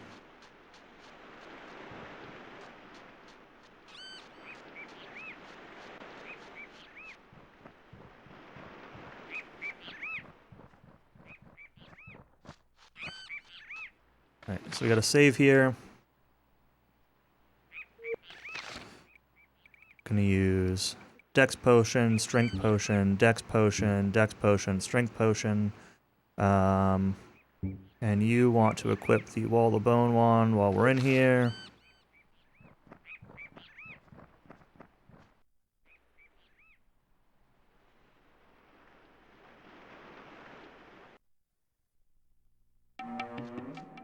Okay, interesting. Turn order. I don't care about stupidity on the Mauler. Stupidity on the Stormer is excellent. Don't care about it on Sorcerer.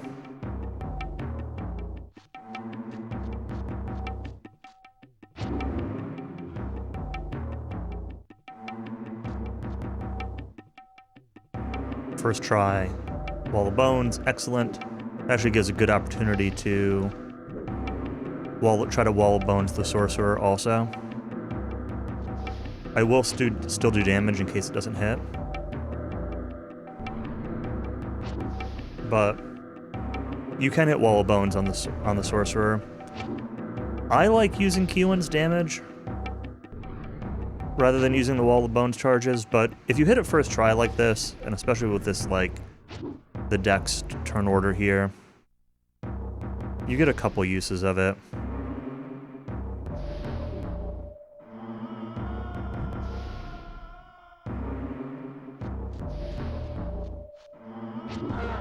I'll give it one more shot. Oh, it worked. Good. Excellent.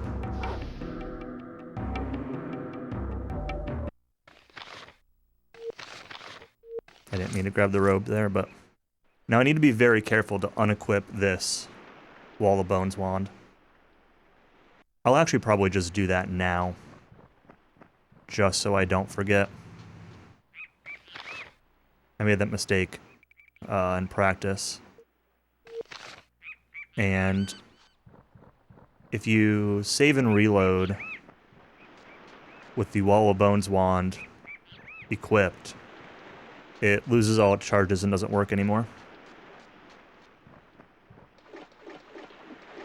So that's a thing.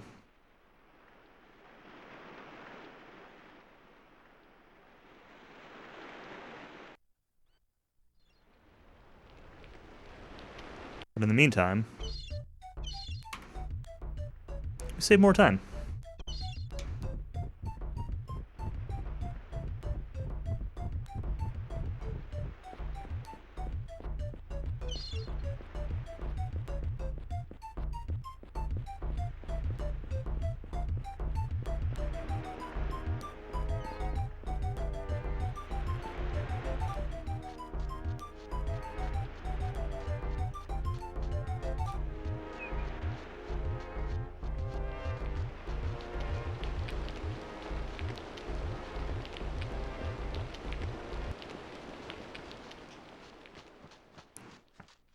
Now we walk to Terminor.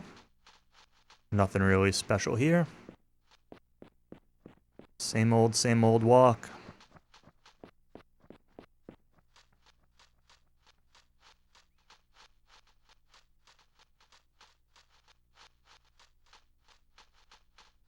We're still not past, like, any of the big RNG. That Namer's Isle fight, though, is a little bit of RNG.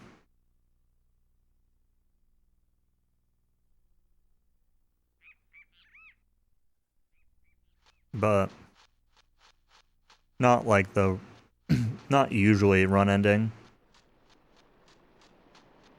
Even if you fail Wall of Bones once or twice on the Mauler guy,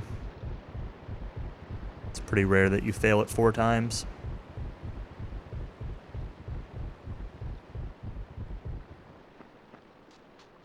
Is 330 possible? Yes. This run? Yes, but unlikely. My PB loses like 4 minutes on the endgame, and I do have another 2 to 3 minutes on top of that of route changes. So, like, 328 is sort of the best this run could be, but it would require Shamsuk to be very fast and to have no issues in Shamsuk's tower. I'll have a better idea after Shamsuk's tower, realistically.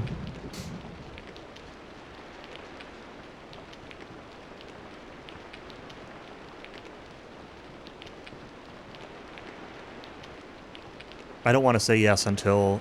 If I don't lose time between now and the end of Shamsuk, if I'm still like -8 after Shamsuk, then I will say it's possible. Still unlikely, but possible.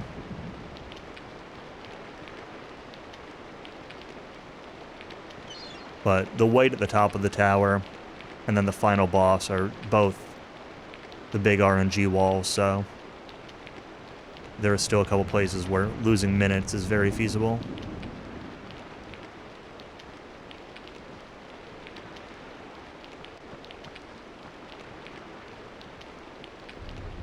I used to fight that Chaos Scout, because when I first learned this game, I feel like that Chaos Scout didn't aggro ever. And then it started aggroing. It must have been like movement based. I was probably using bad movement at first, and then when I cleaned up the movement, I got there at a different part of the cycle, but found that you could just kind of pause to let him move out of the way. Well, that was helpful. Saves a few more seconds.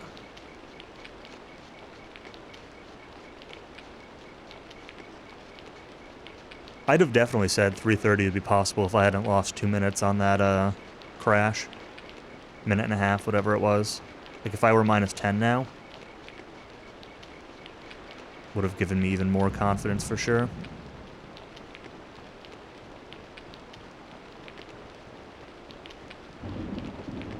The real question is is this going to be a one and done?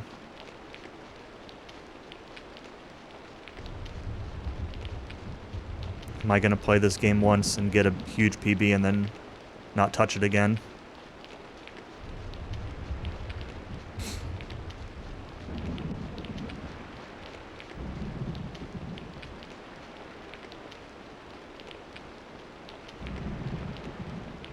Because my intent was mostly... I'm going to save here, just in case.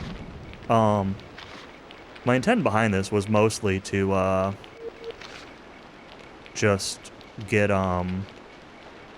revise some strategies. Because I've known about some of these route improvements for a while. I had just never really fit them into the route. Never really fit them into the run.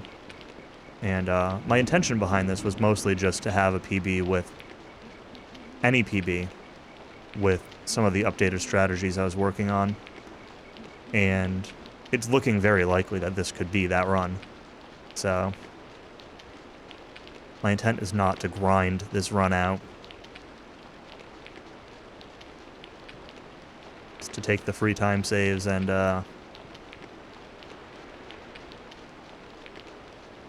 go from there. DQ4 PlayStation? Where does DQ4 PlayStation fit into things? DQ4 PlayStation is not on my radar at all.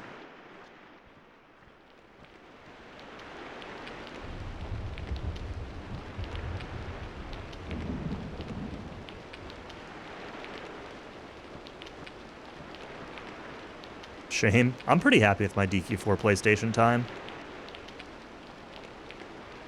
Improving my time would involve hours and hours and hours and hours of finding better manipulations than what I have now. I might be overstating that a little bit, but not by much.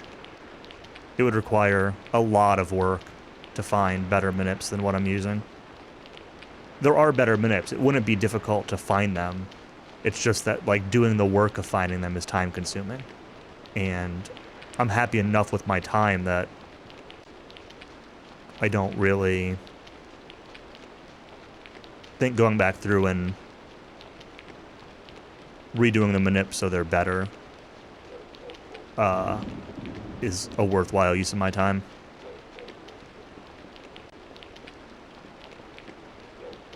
Let's save here, just in case this troll is trolly.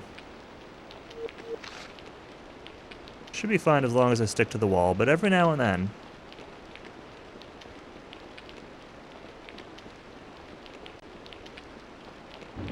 I don't know. DQ6 has been on my list for a while. Learning DQ6 might be a possibility of what's up next, or I know Error's been working on that too. I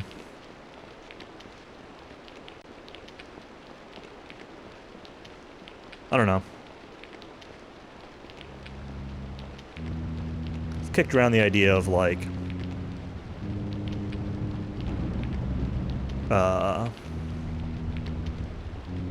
DQ5 PlayStation or something like that, but also pretty unlikely. Alright.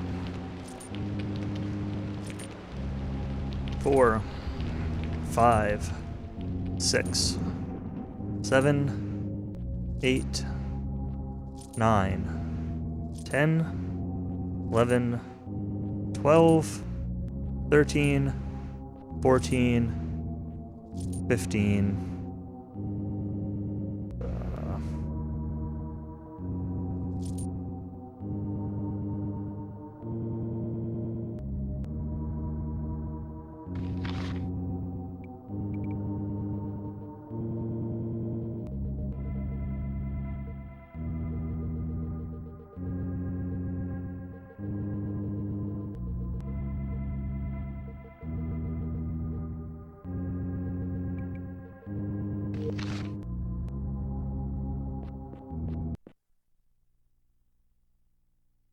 So I used to do those inns in Port Saiid.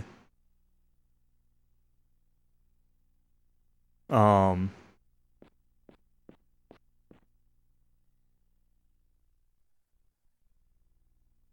it's a little bit easier to do it here. Mostly because I can turbo through it, but even if I weren't using turbo, in the port, you need to, like, select a specific option in the dialogue. You need to press down in the middle of it. So, it's easy to, like, just make mistakes.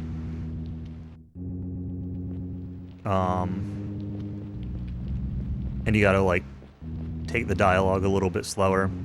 So even though there might be an extra line or two of dialogue on this guy, I'm now taking the, ins here. Actually, I'm a little bit concerned that I might have been a day short. Well, I think it'll be alright. I might have to camp a couple times, which could lose some time. But maybe it'll be fine by the time I get to Shamsuk's Tower. I want it to be the full moon by the time I get to Shamsuk's Tower. And I'm sure that I'm only a day off.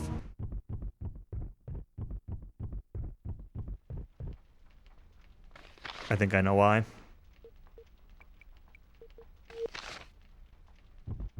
I think in my practice, I took a day's worth at the port.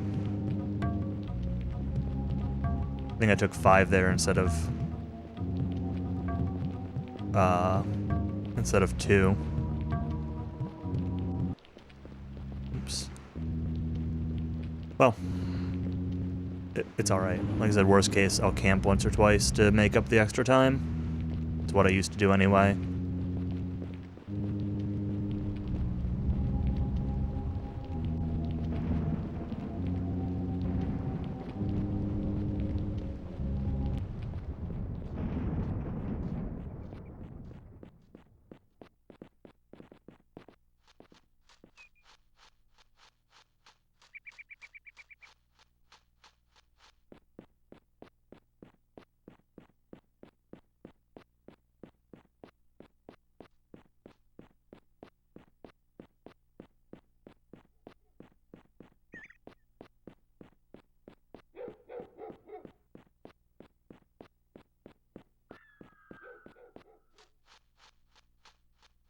Alright. Got past the troll. I thought about saving before running by that troll, but decided not to, and thankfully it did not seem to matter.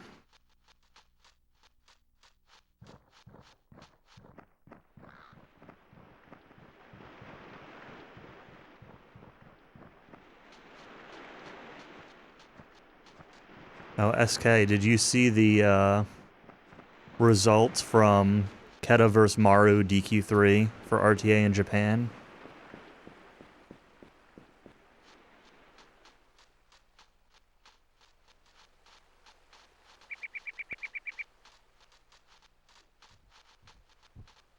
Two of the best players in the world playing DQ3. 247? No, no, no, no, no, no.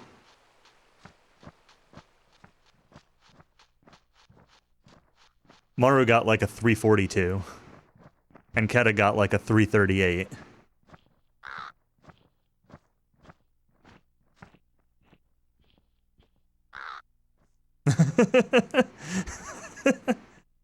At least that was the screenshot I saw. I didn't actually watch, but the screenshot I saw had that about that while they were still in the credits, so I'm pretty sure it's right. Yeah. Zoma was just super rude. I guess. Oh, let's do this way. What am I doing here? Unequipping that. Unequipping that. And I need to save. I need to load. And that's to reset my position. Strength potion. Warfang. Oh, I was supposed to have a dex potion too for this, right? Oh, this is optional. Well, in the menu, we're gonna do it. Oh, yeah. Yeah, Maru had been 3 zombies. This is excellent. Actually, I don't even need Keelan to do anything. She should not be doing something right now. I need to actually move away to not cast stupidity on all 3 of these. Yeah, Maru had been doing a lot of races and stuff leading up to it, and his average was sub 3.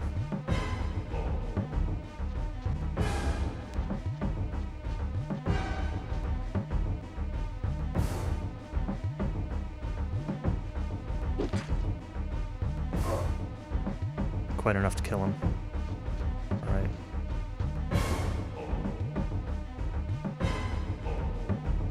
Need the zombie to kill off Neeson here. Maru's average was like better than my PB on like 50 runs leading up to it. But you know, sometimes you get to the event and Zoma just goes bop.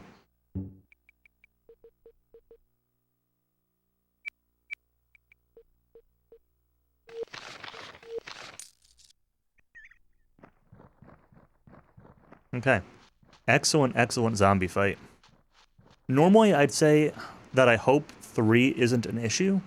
I think 2 is the minimum zombies that I need. But it might be 3. I hope it's not 4. But honestly, even if it's 4, I'm fine with it because I took that extra chaos fight. Where am I? I feel like I'm going the right way. Visually, this looked off a little bit.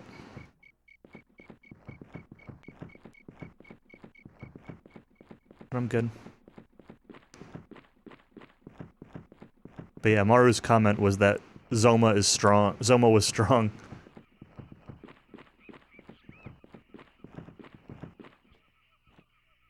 So I'm assuming that he gave both Maru and Keta issues. And or Bomus or something.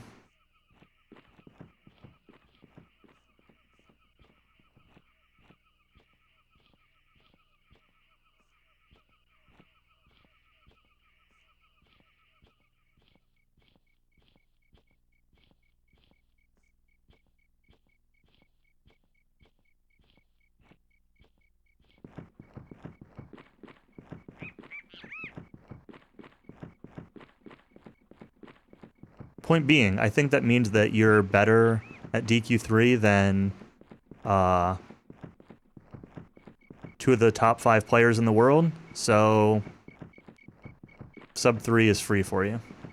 That's what I got out of that.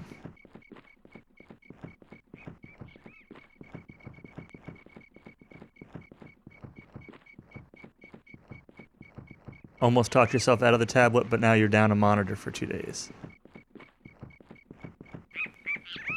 Down a monitor for 2 days, what?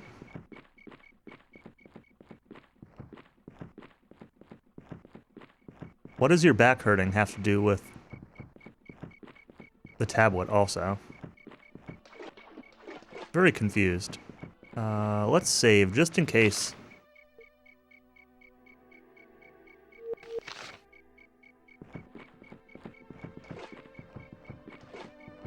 That Gorgon aggro's. Okay, I think I'm good.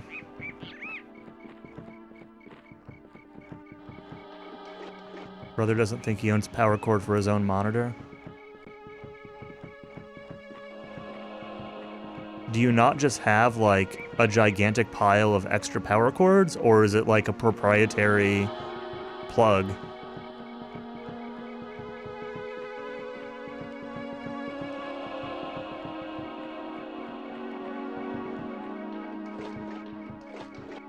It's got a brick. Oh, okay.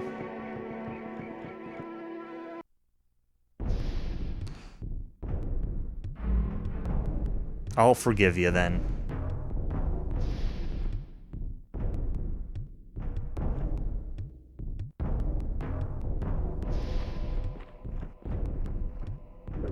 I'll say, I've got more power, more like standard power cords than I know what to do with.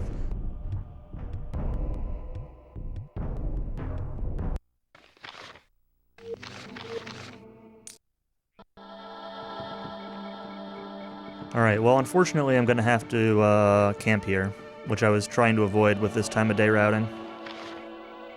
Let's hope I don't lose a bunch of time with it. Hopefully just once, but maybe twice.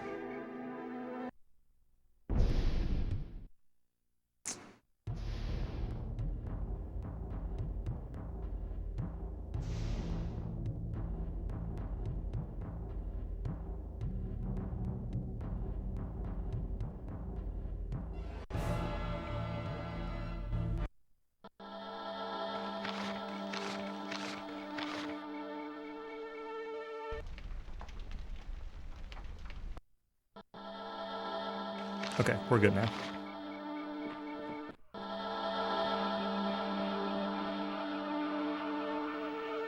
Yeah, I wouldn't have any bricks for anything lying around either, for sure.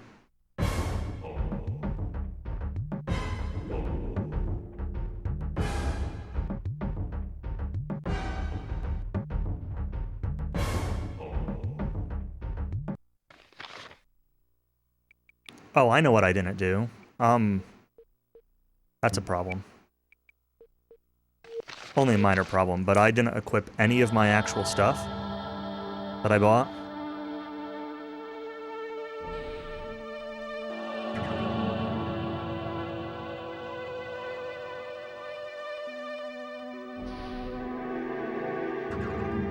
There we go. That's better.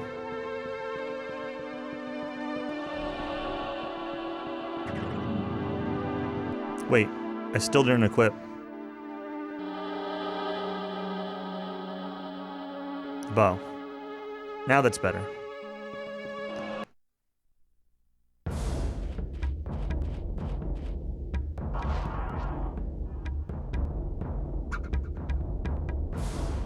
Four Dust Devils this time. Sometimes you get 3, which you can wipe out with 1 debilitation. I guess maybe not. Maybe, was I out of range?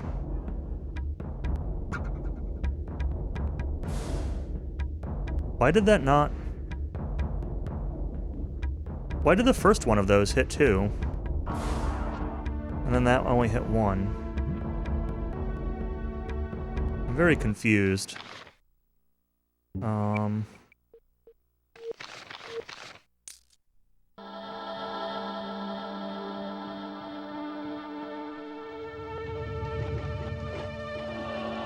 but it's fine.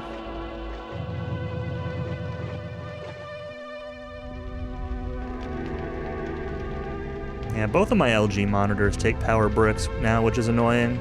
My old BenQs just took a regular power cable. I guess I say it's annoying.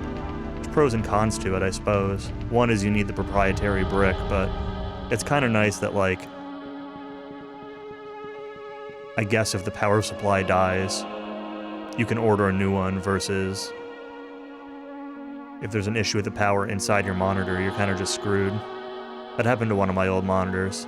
It started giving off like a toxic smell. I still have it. So if you plug it in for more than a couple seconds, it just starts to smell like chemicals, which is probably not healthy to breathe in. So I just haven't recycled it yet. It's been sitting in my spare bedroom for years.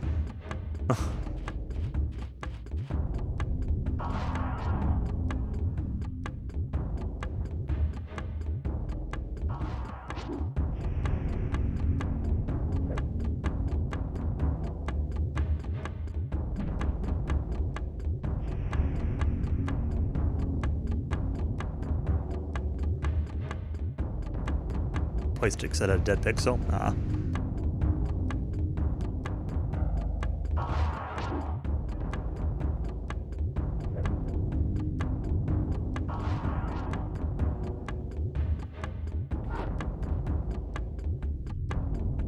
I can certainly believe that. Dex. Keelan.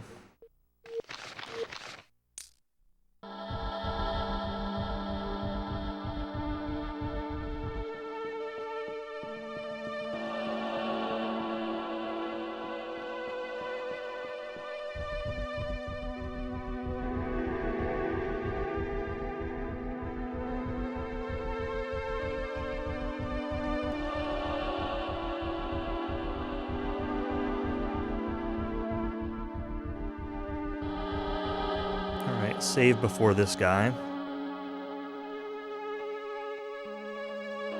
He's usually fine, but, you know, sometimes he's not. I probably should have cast light.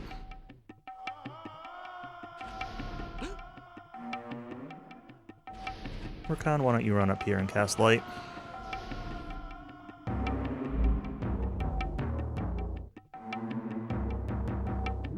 Okay, first try, good.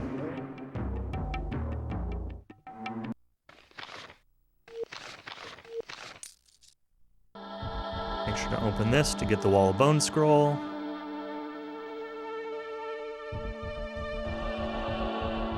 That ogre can waste a lot of time.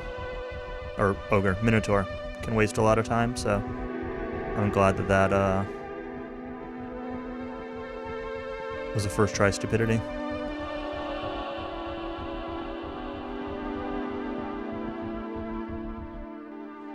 At one point I'd worked out a strat here for like running part of the way and then saving and then loading and then sneaking. But I don't remember what it is. It was always kind of unreliable. And I didn't feel like practicing it, so we're just sneaking this whole way. There are monsters on the left side of that wall, and they will aggro you through the wall.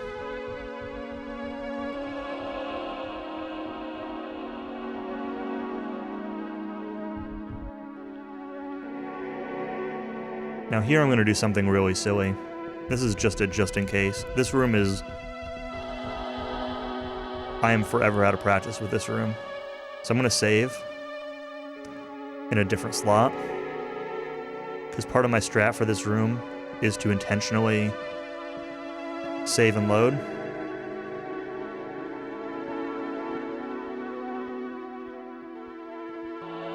And if I mess up the positioning, I could end up saving and loading into an immediate encounter and getting stuck.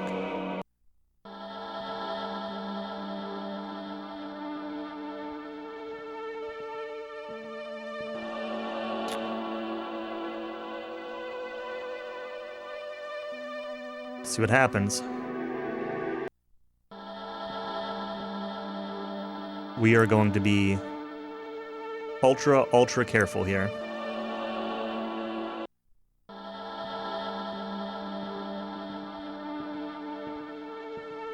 I tried to pause.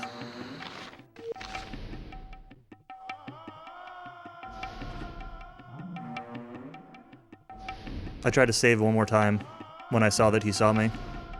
Just didn't get it in time. It's alright. I can't reasonably take that fight, so... Uh-oh. I did the thing. I fleed while that animation was going on, which means the game's stuck being darker than normal. Hopefully something else will reset that.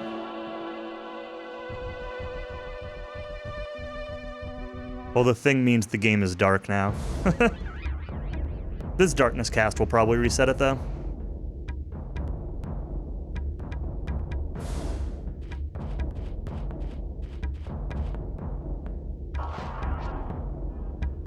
Darker than an N64 RPG, darker than this N64 RPG.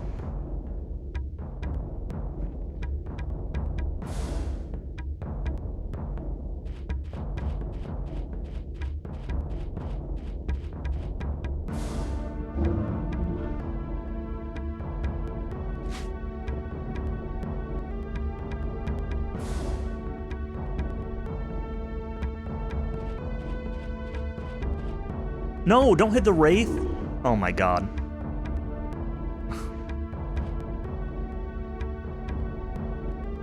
I mashed into it because I thought I was going to target the thing in front of me, but...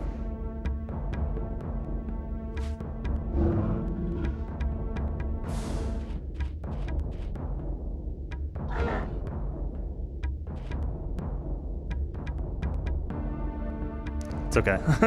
It was just one extra attack. It's not really a big deal.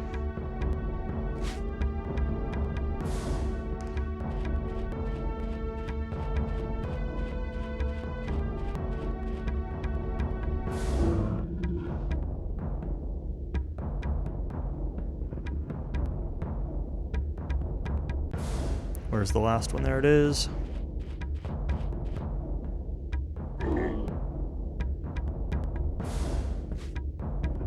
Good.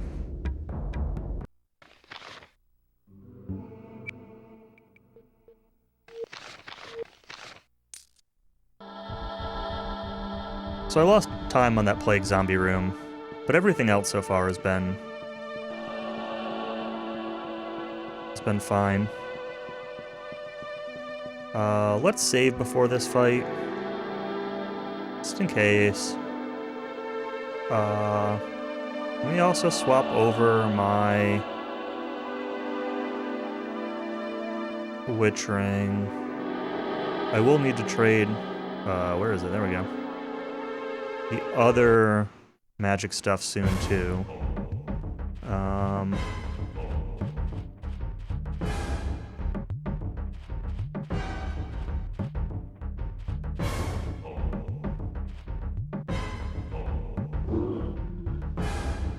Can be a little bit scary.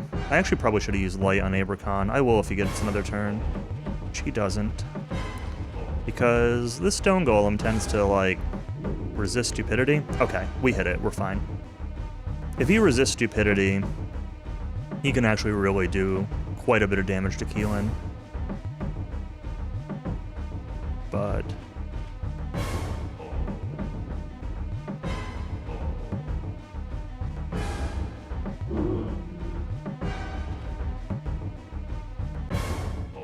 but we're actually in really good shape because we hit it first try.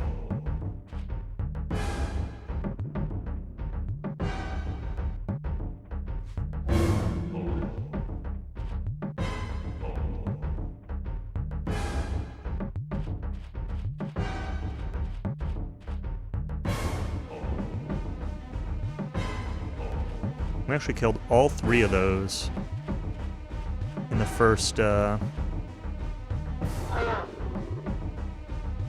round, so to speak.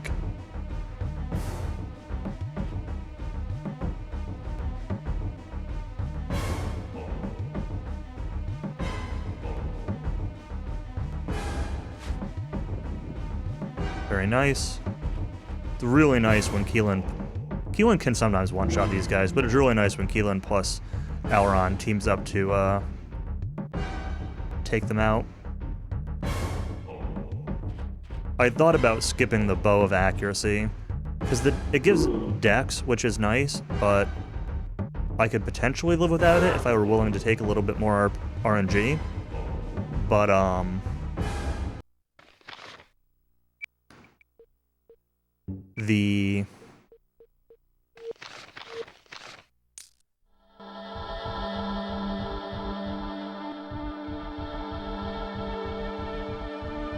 like, utility of having that bow available is worth the minute and a half it takes to go get it. Because you get 2 of them and the Tinker's Gloves. Like, it's more than just the bow, but even just that bow, I think, is worth the time to pick it up.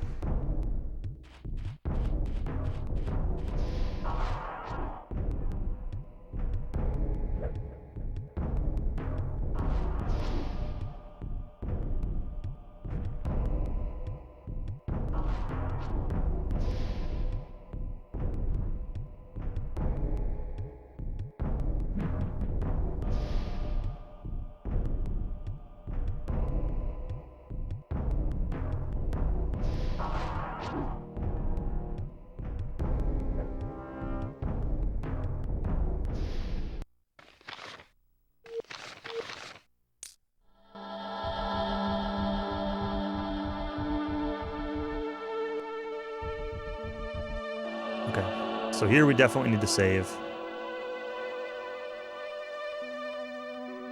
Absolutely mandatory. Wall Bones Wand. And I'm going to use a defense potion and a dex potion. Those might just end up being wasted here, but... Oh, she does go first. Excellent. And we missed. So... Does somebody else go? No. Okay. How many wall bones have I used? 3. So that's 4. So I get 1 more chop.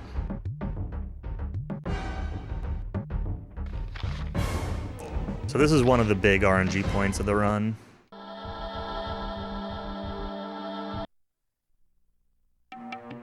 I need to outspeed the white and hit wall of bones on it. Which I did that time.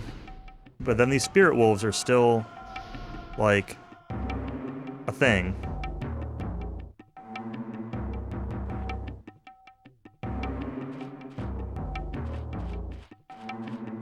So I'm actually going to go put a weapon onto Abercon here.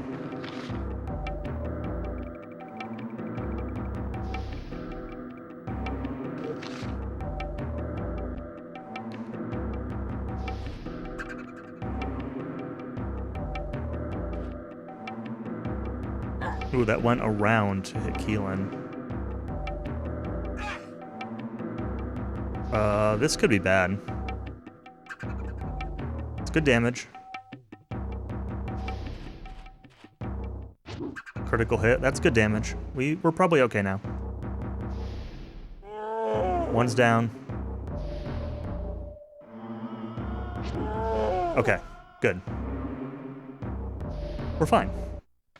I wasn't worried. I was kind of worried.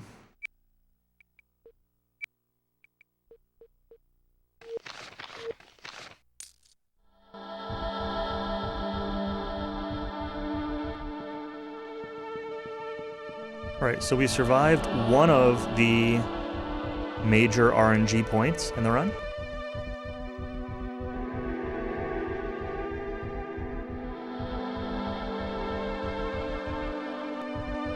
Things are looking pretty good.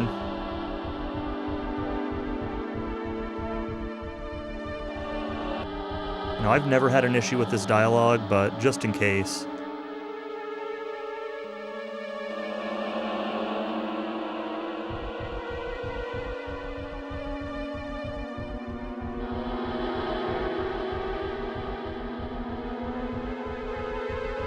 I do need to do some menuing after this.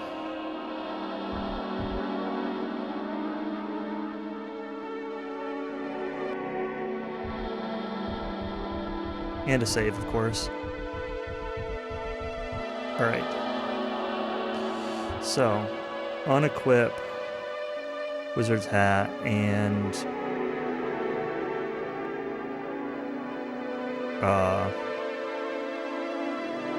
Uh-oh.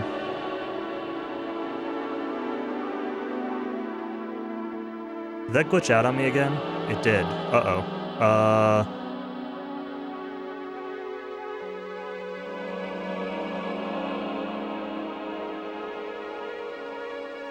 It's not the first time I've had this happen. How did I fix it before?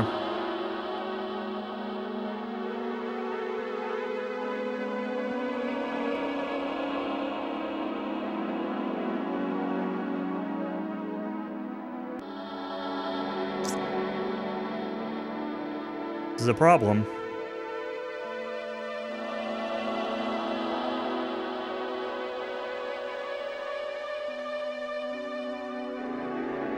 My wizard wand is gone.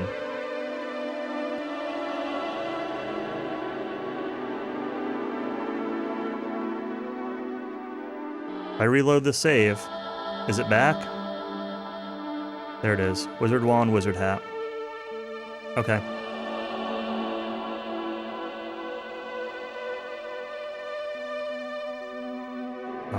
I need to do a little bit more.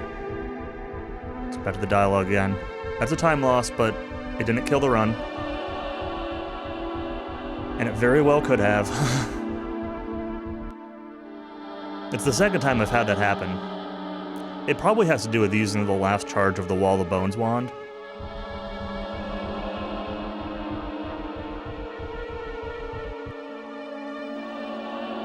Alright, so... yes, you have all your stuff. Dex, strength, strength, dex, dex, dex.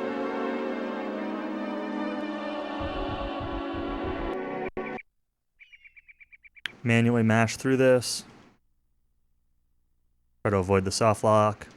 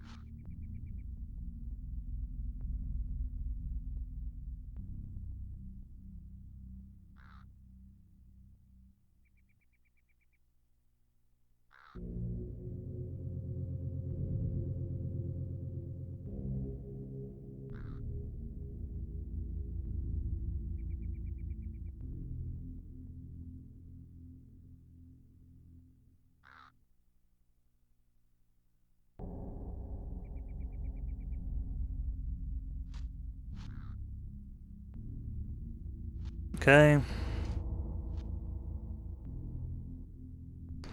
Not soft lock, which is very good. Paris, you're gonna come fight this thing.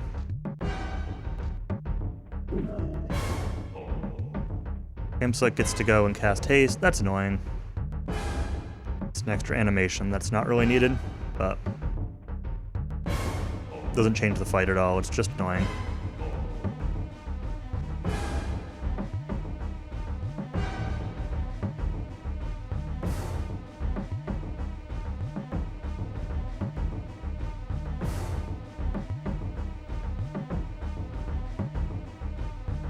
You're gonna skip your turn. You're gonna skip your turn.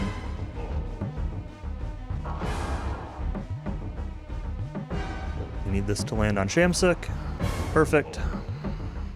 And both Wraiths.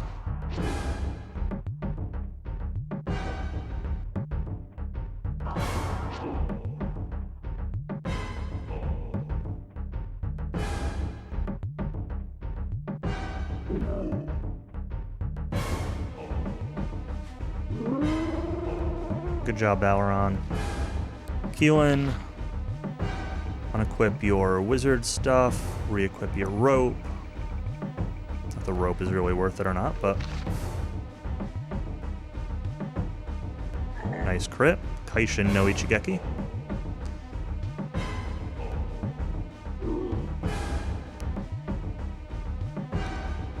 Now you need to equip all that wizard stuff. Wizard wand, witch ring, wizard hat.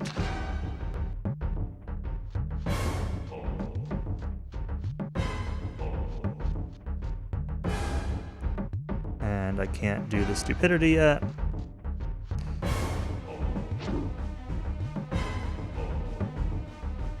Con, you're useless.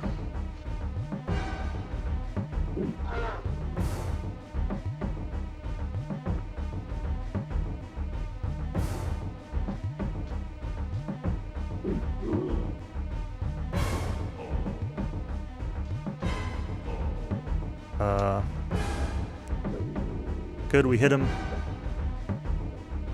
I don't really care about any of these other goons, I just needed to make sure we hit the skeleton. There's going to be 2 more NPCs and another 2 plague zombies that are going to show up. That I'll have to hit also. But I need to clear out the trash first. Okay, they're both gone.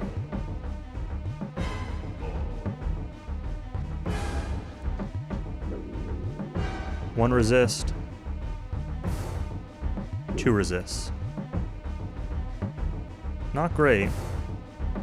Where's my light wand? Did my light wand break? Sure did. Alright, well. That's unfortunate. Must have glitched out when I saved and loaded. Along with the, to fix my wizard wand, but the light wand is not required, so, alright.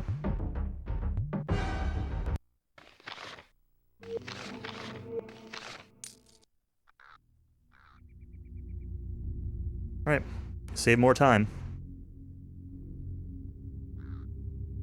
I'm actually going to match this manually. Turboing is never an issue on this dialogue, but I don't want to take chances on this run. This game could use a light wand or 2.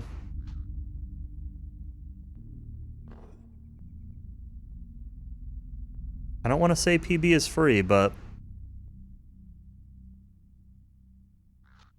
$330 is potentially on the table now. Sham 6 went pretty well. I lost like a minute to that whole wand, wizard wand nonsense glitching out on me, but I'm not going to be too upset about it.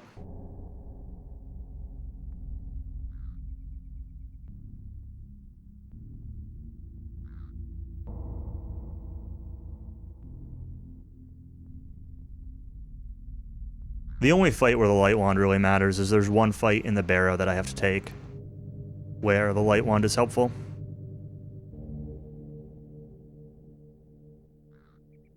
But it's not required.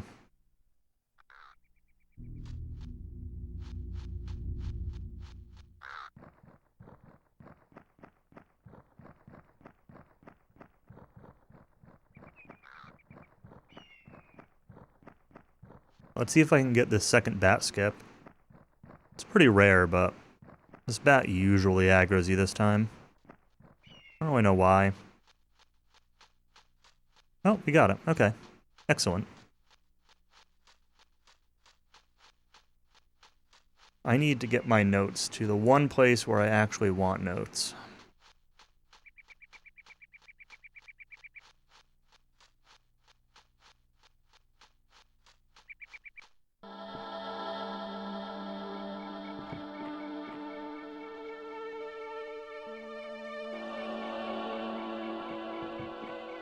Which is going to be for the dialogue for the Jundar Gate, just because messing it up,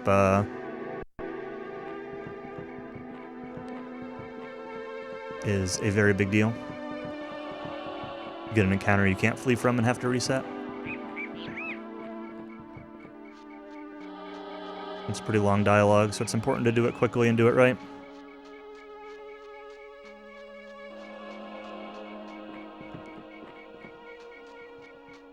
I think my PB gets an encounter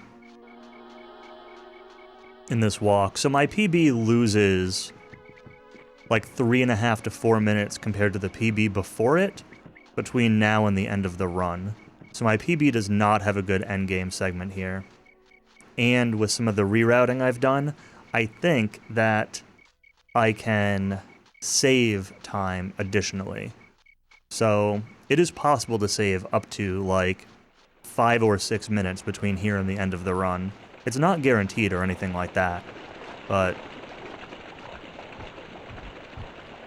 there are time saves still to come.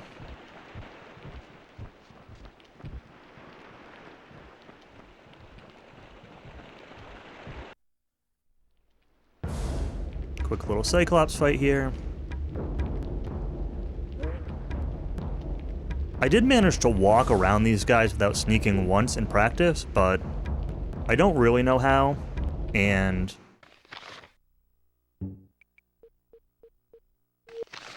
I don't really care enough to try again, because I don't think I'd be able to walk by them on the way back also, so.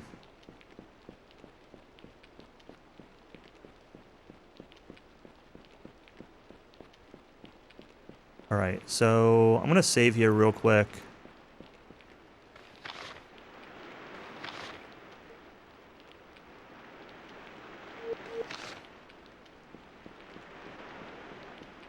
Because I'm gonna take this Dracovern fight, which I never used to take. I used to frequently get this fight on the way back, but I've never taken this intentionally. I used to just be able to, like, run past it sometimes, but then it started aggroing me, and I'd, like, save and reload and stuff, and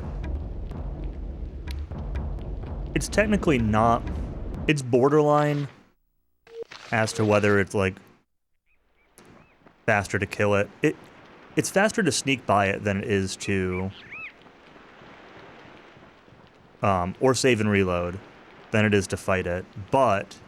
Since I can get the fight on the way back, too, it actually saves a little bit of time twice. And I usually end up fighting it on the way back anyway, so fighting it there intentionally just saves the effort of, like, sneaking and failing and all that. And then it allows me to run down and around the troll. So normally that I just ran past a troll up on this ledge that I normally spend, like, 15 seconds sneaking past or more. It's a pretty annoying sneak, and I was able to, like, just run around it by using the lower path. So the Dracovern kill allows for that, because otherwise it's kind of in your way.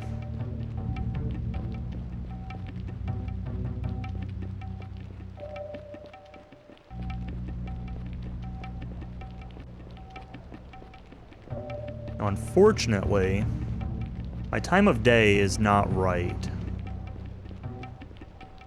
So...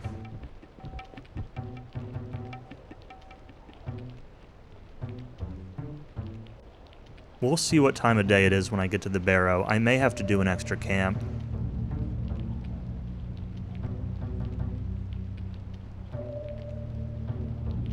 In my practice, it was night here, but again, I messed up my inns a little bit.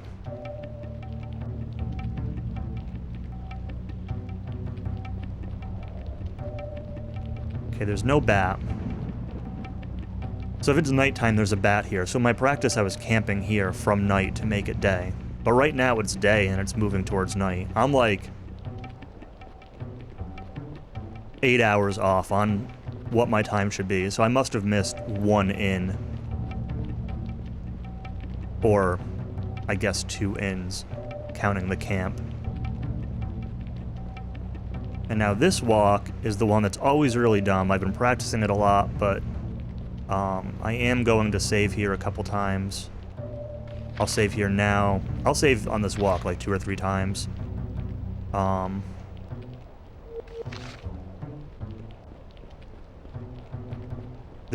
Basically there's a bat on my left and a manticore on my right. Actually, the manticore's like straight ahead right now. And dodging both is very difficult. But I'm going to lean towards the manticore, and if I get the manticore fight and have to take it, like, it's fine.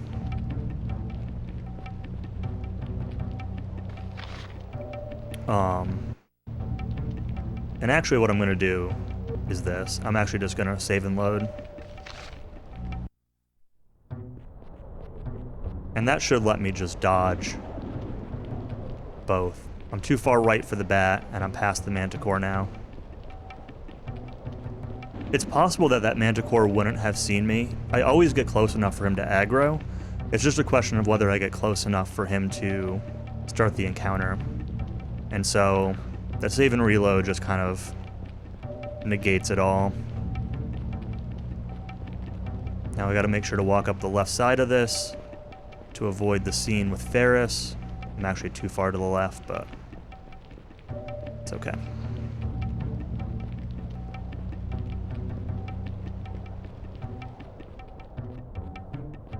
Okay, that was a good walk.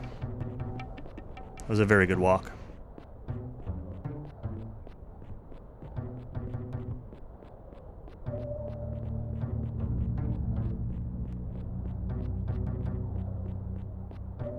I'm gonna save here before approaching the gate. Again, if I mess this up, it's a really big deal, so save is definitely needed. 7.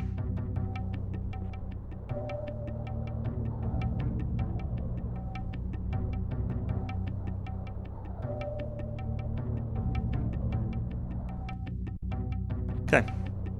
Oops.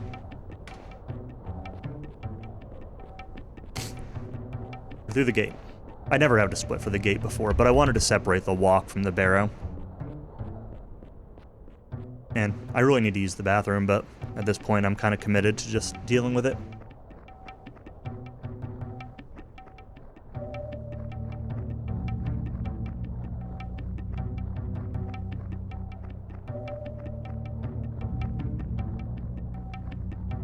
Alright, so the question is going to be, is the Wraith going to be here? Or not?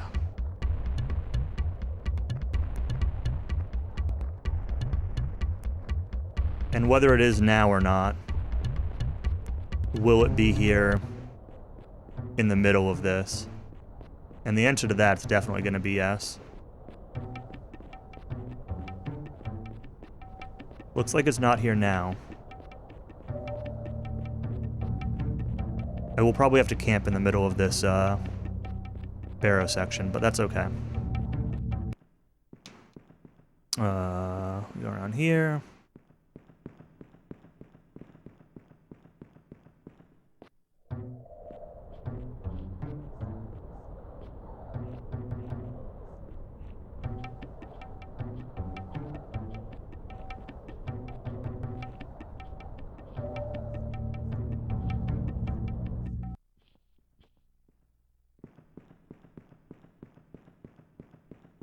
So I used to do some sneaking here to avoid the that plague zombie. I was gonna say no more sneaking, and then I got this encounter. It's because I was hesitating on my movement, though. And I'm gonna save, since I'm in here. These tombs are almost never an issue, but occasionally crashing or dying or whatever is possible here, so.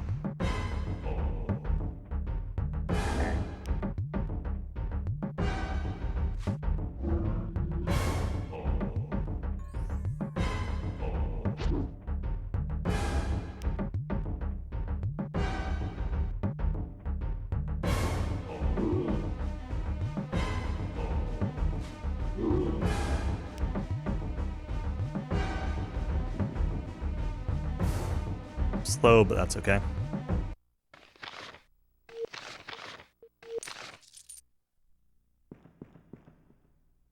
So 2. Oh no, this isn't what I wanted.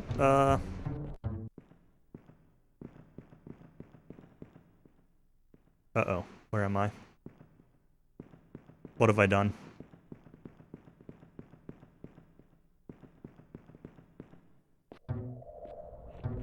This is fine. I just skipped ahead one.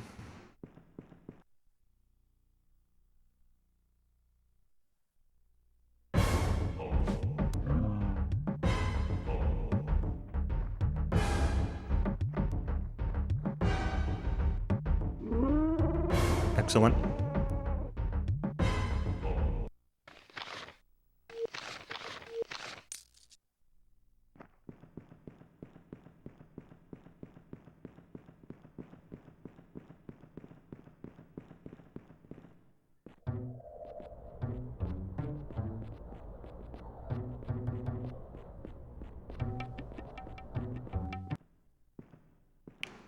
3 is this way.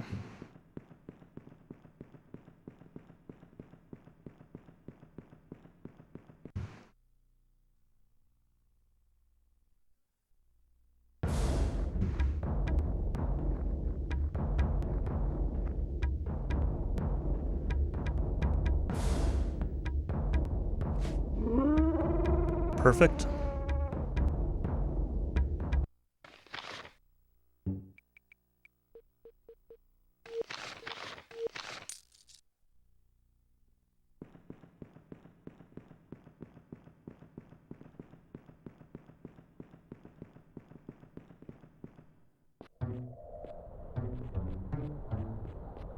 Still no Wraith?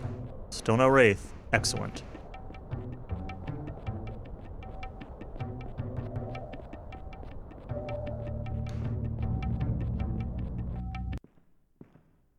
So yeah, I'm fighting these, or not fighting these, you have to fight them in a certain order. I'm using like ladders, the ladders and holes that move you between the top and the bottom tier. I'm doing that quite a bit differently than what I did before. More specifically, I have a plan, which I didn't before. I don't really want to use Abercon here, but I just need to hit him. Okay, we're good. I want to be a little bit careful that I don't, like, die or something. I will save, actually, before the next one. Chatravar.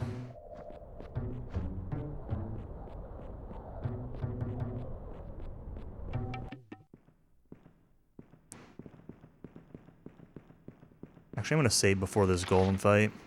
This is the one that, this is the last fight where I normally want the ability to cast light.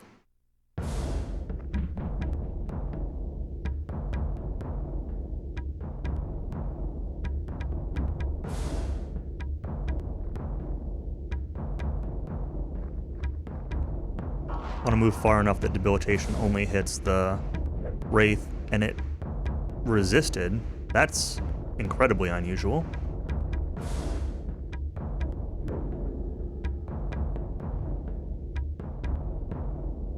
Okay, stupidity, I don't care about hitting the Wraith, but it needs to hit the golems. It hit both. Great. So now I just need Keelan to hit debilitation.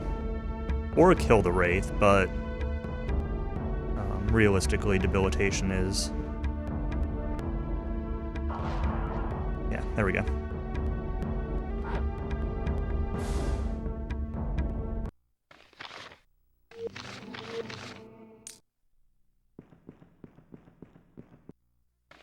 We're going to save after that fight. Again, Chatravar is the one that I've had, like, go wrong the most often. It's not really any harder than the rest of them, but, like, he will cast Frozen Doom and...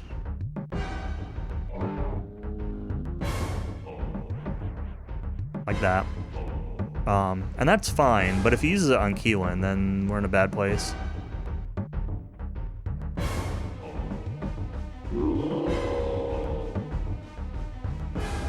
Thankfully, we're fine.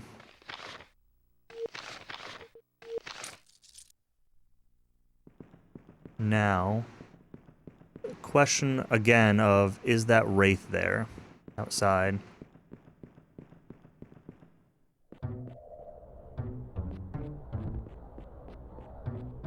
The answer is still no. Oh, yes it is. I'm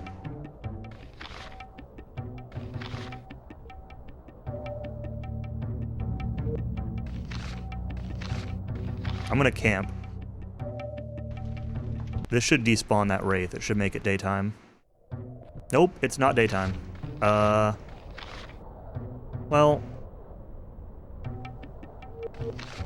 let's see, I'm probably fine where I am. Nope, I'm not fine. That's alright.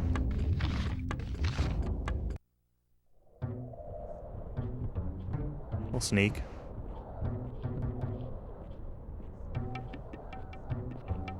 Getting rid of the sneaking was supposed to be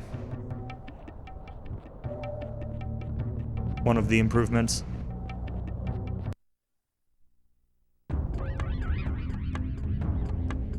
But, alas,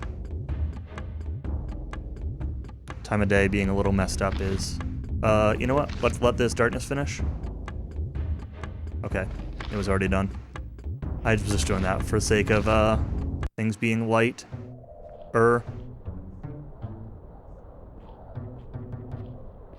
it's fine because I at least know where I'm going, right? So, even though I'm sneaking a little bit, like I'm sneaking to a much more specific route than I used to.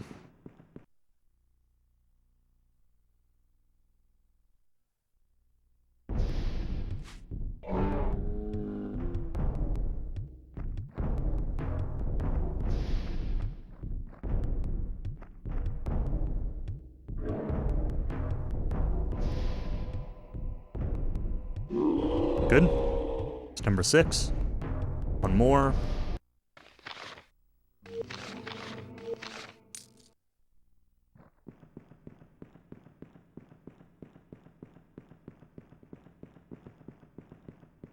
This I still need to sneak for.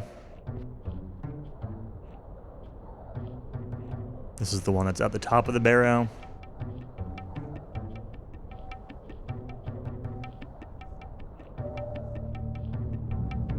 Where is the zombie? Oh, he's over there. Sometimes he'll, like, walk away into a somewhat favorable spot, and you can do a little bit more running. That was okay.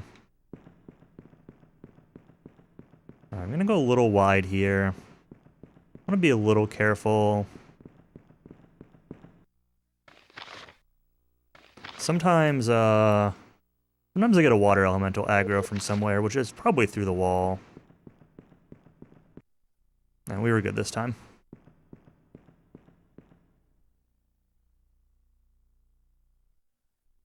Final Barrow Wraith.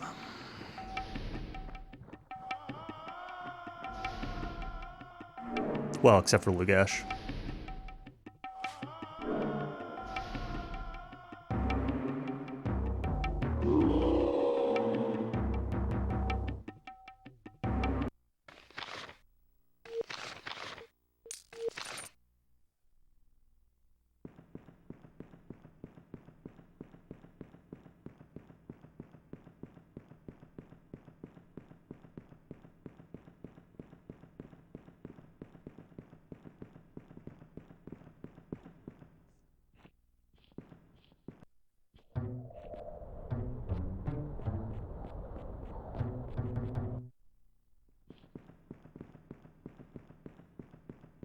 Alright, now we gotta place the 7 pieces from the tombs.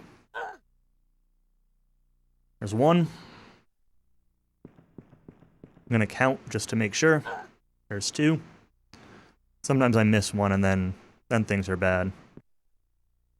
There's 3.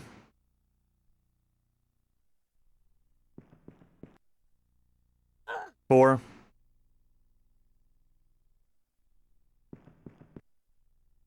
5.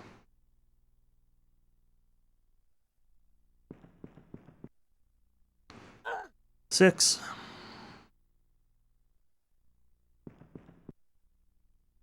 7.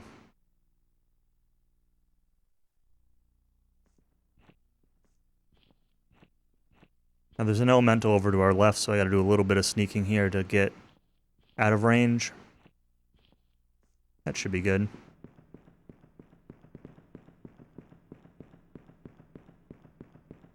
One last trip down into the barrow.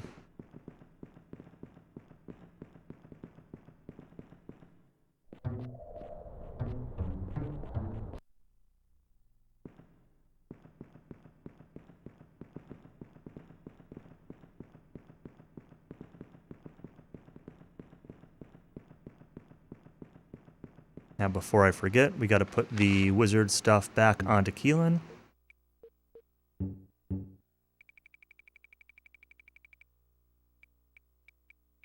Wizard wand, witch ring, wizard hat. Save. All the saving.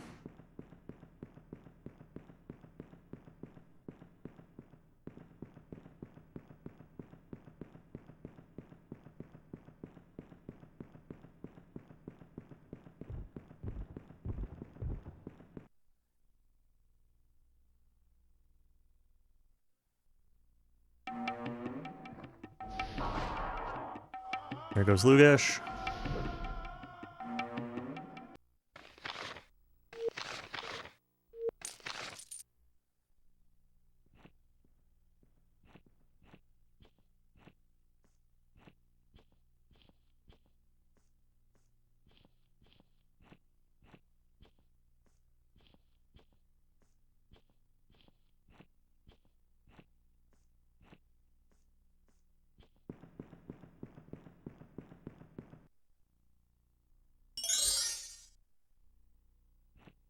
We got the horn.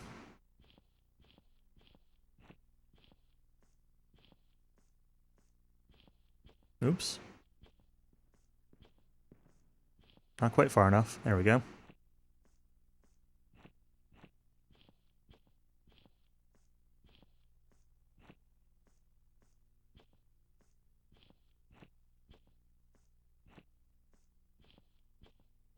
Sure we're far enough past these guys. That should be good.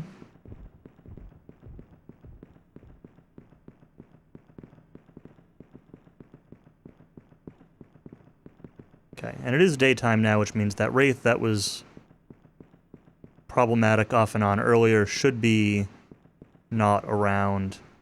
It should be light enough.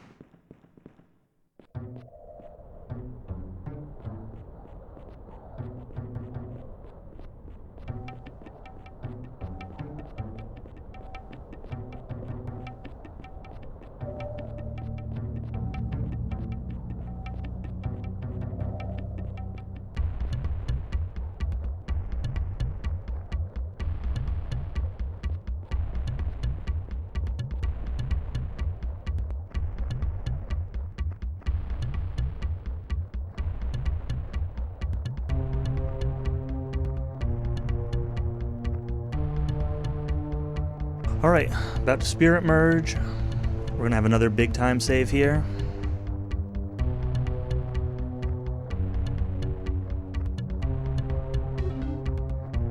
Let's just save. I don't think you can mess this up, but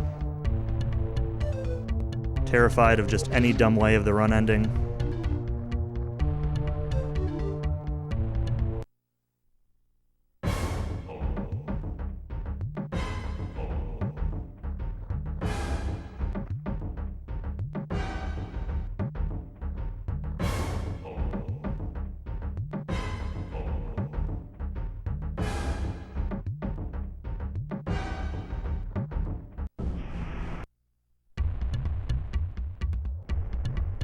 Okay.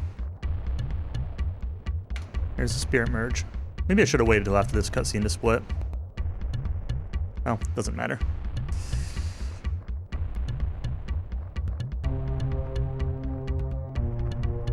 Let's fix, I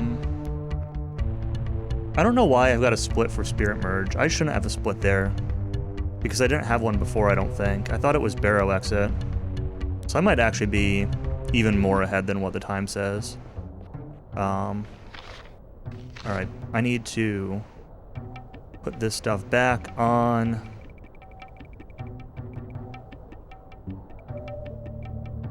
Aileron. And I need to learn Wall of Bones. Where is it? Down more, right? Wall of Bones.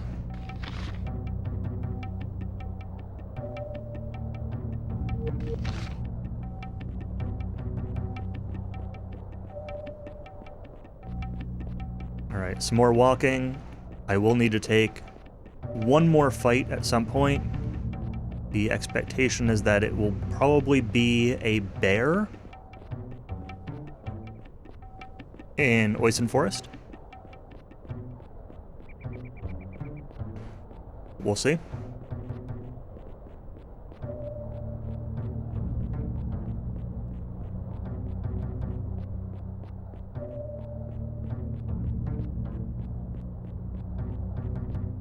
I didn't do a ton of practice on this walk, so I am actually going to save a couple times. Oh no!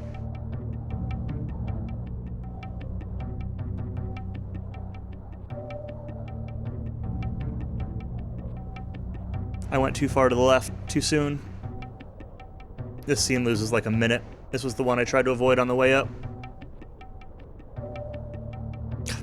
My God. I just needed to stay farther to the right. I thought I was okay where I was. I tried to cut back to the left too soon.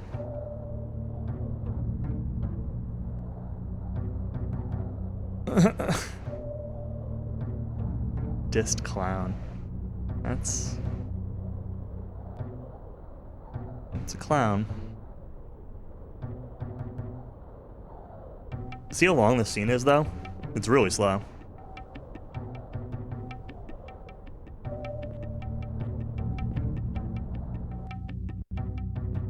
Well, is what it is.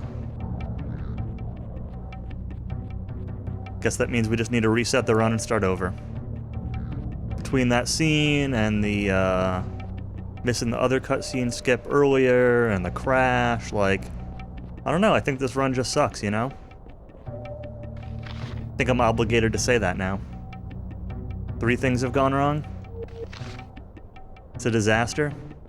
I think that's my patented word.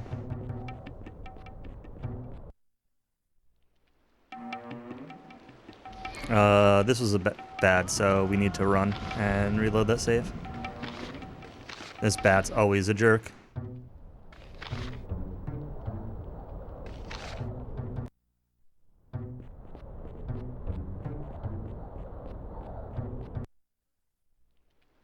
Okay, why is the bat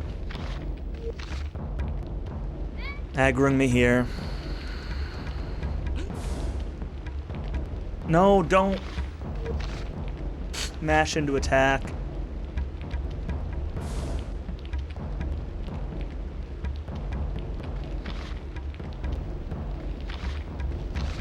Well.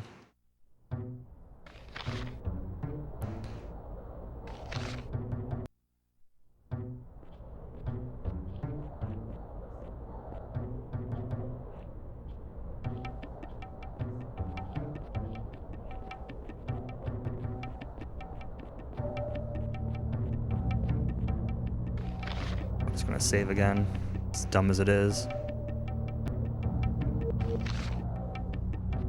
This will be a big time loss split, but... Chronicles, they return. They do indeed. Hello, Error. They might return for a one and done, though. Unless the final boss is a disaster. I don't know.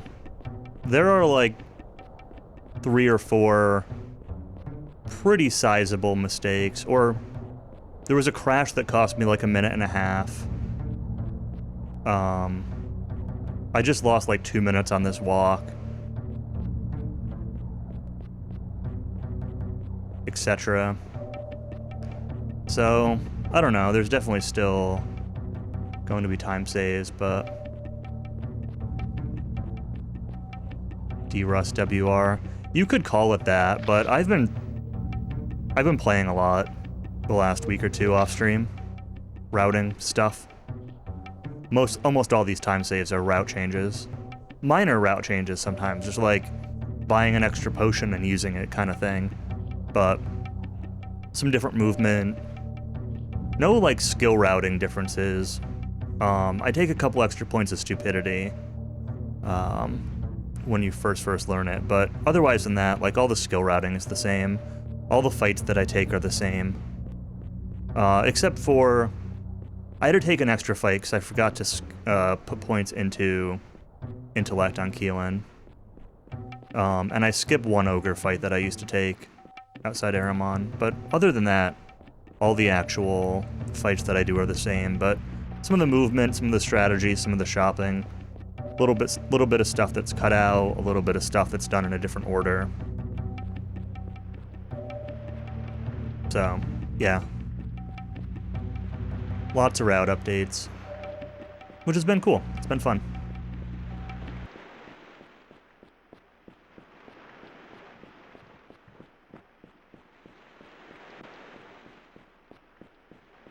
Alright, I'm going to save here in case I mess this up.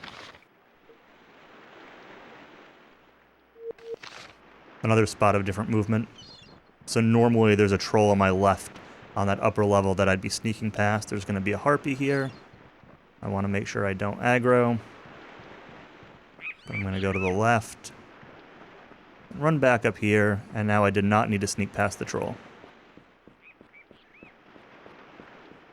Considered doing DQ6 up to Muto 3, but a stomach bug derailed that plan. That'll do it. That sucks. Hope you're feeling better today. I was gonna say, I thought that you and Anatolu were swapping stream days this weekend, and Anatolu did stream Saturday night, and then you didn't stream Sunday, and I'm like, But a stomach bug is a very good reason.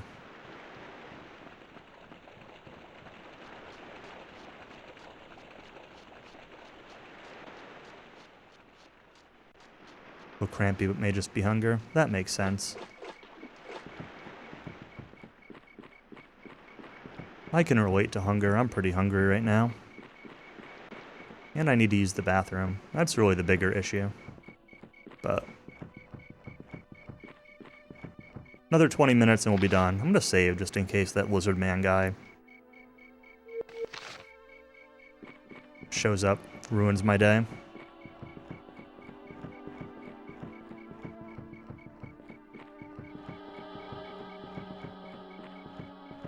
Toilet time. Yeah, unfortunately this game doesn't really have any good toilet time. There's a couple, like, around Chaos Isle, there are a couple scenes where you'd have time to use the bathroom if you had... But my controller doesn't have auto fire, so I need to find something to, like, set on the button and... Just, don't really have a good setup for doing it quickly. And I didn't have to use the bathroom then. It's all good.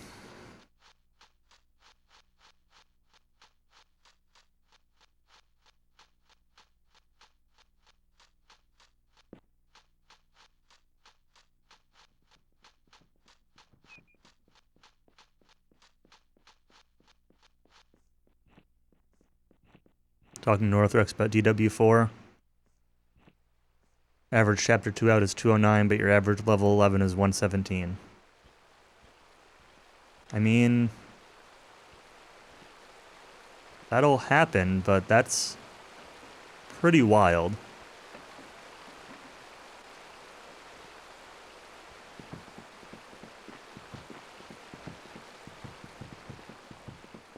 Alright, so this bear will fight.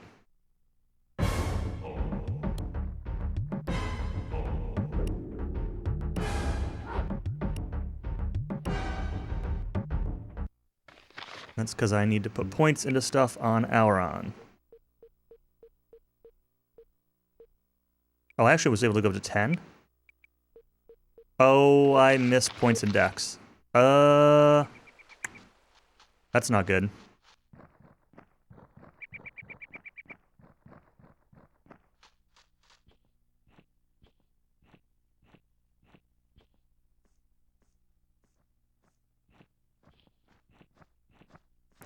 I've got enough Dex items that it's probably fine. But I was supposed to stop at Wall of Bones 9 and put 2 points into Dex to max it out. And it's going to give me a lower chance of outspeeding the final boss, which is like the last big RNG point in the run. So I'm just setting myself up to have a little bit worse odds. I don't know the exact odds. Just get lucky, forehead.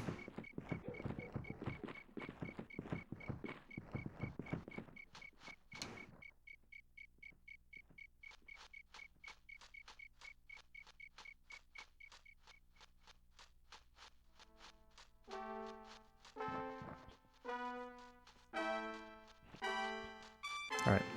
Sneak by these dumb wolves. I should have looked at this. Maybe... Did I look at this? Maybe I did. See if there was any movement improvement to be done here, but whatever. Bum, bum, ba-dum, bum.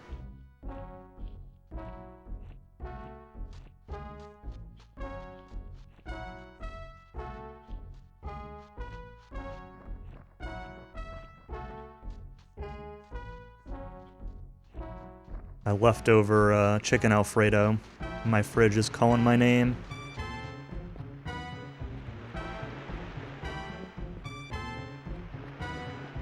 Made some yesterday and it came out really good. It's always iffy as to how well Alfredo reheats in my experience, but goulash? Goulash is alright.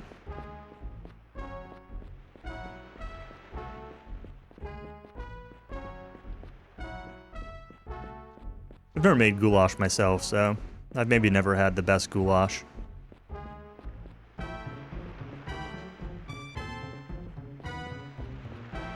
It is easily scalable, that is true. Anything that's like pretty heavily pasta based is usually pretty easily scalable.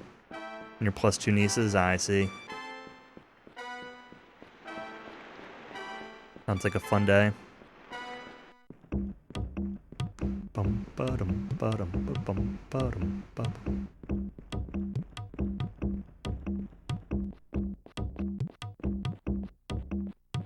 Yes, it's fun. Good. I'm glad it's fun.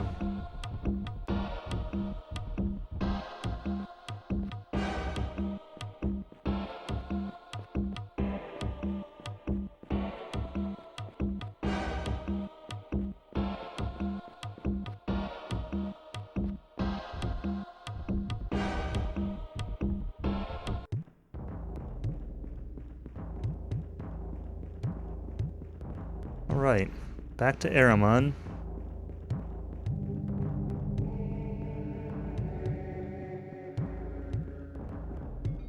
I think I'm going to rename this town instead of Erromon. Erromon.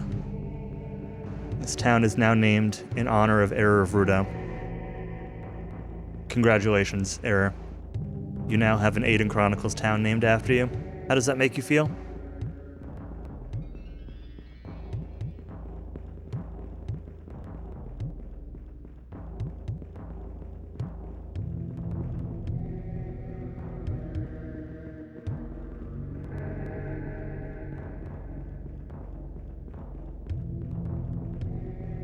My time of day is kind of wacky. I could buy an extra light wand. I wonder if I should do that.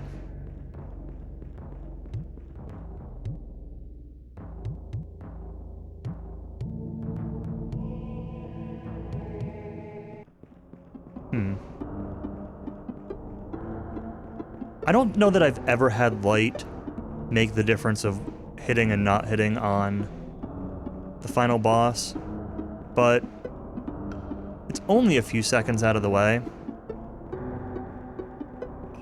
So I think I'll do it. I think I'll grab it. Unless it's like daytime by the time I'm out of here. I don't really know how much time of day passes during this walking. Probably not enough though.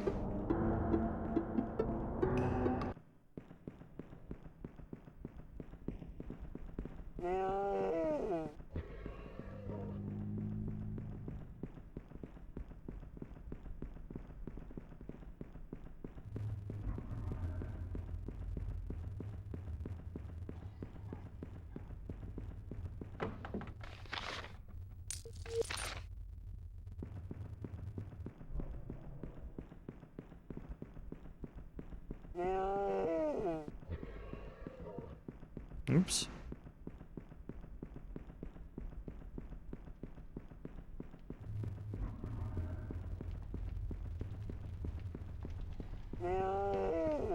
Alright, Fire Lord.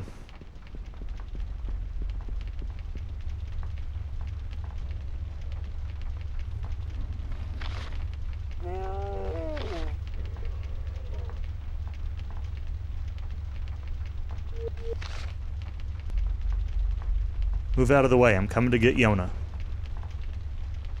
That might be the wrong game.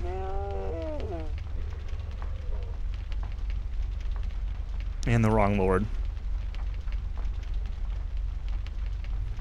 Might just be wrong. But that's okay.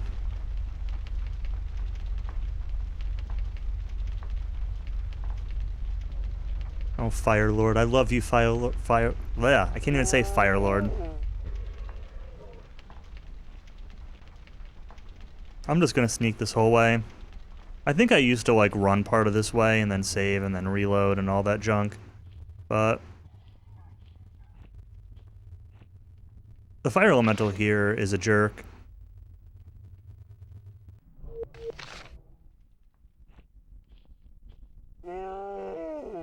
And if I sneak the whole way, I've been finding that it makes avoiding this guy a little bit more consistent and not accidentally aggroing him. So, even though it's potentially a little bit slower.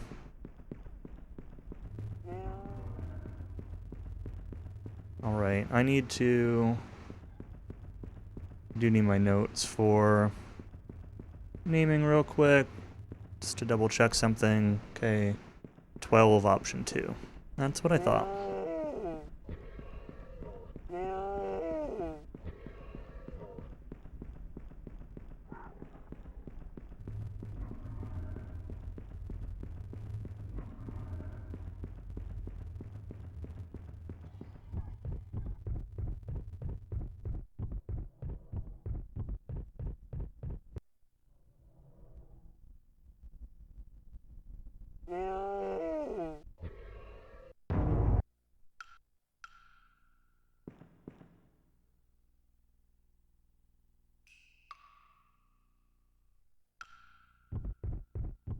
Okay. More time saves. Unfortunately, I think we are now out of time saves. I think my PB first tried the final boss, so...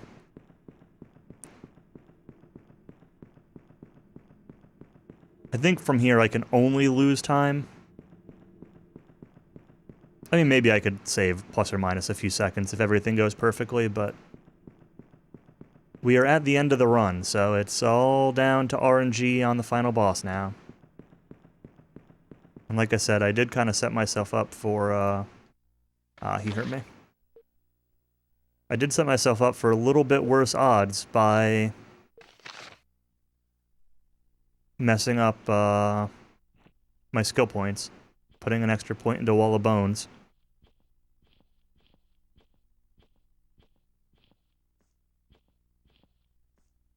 Oh my god.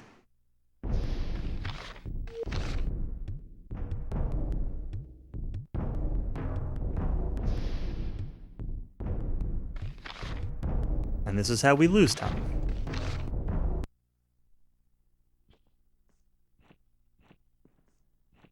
By this Fire Elemental being an absolute jerk.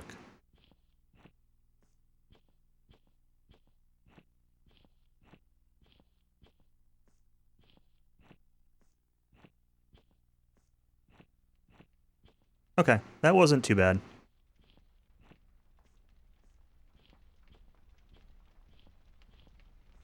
Only aggro me once. Just gonna stay sneaking this whole way. I will save again before I get to the Fire Lord here.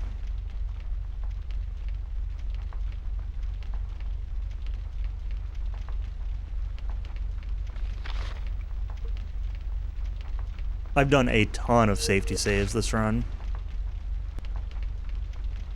I've needed a few of them too.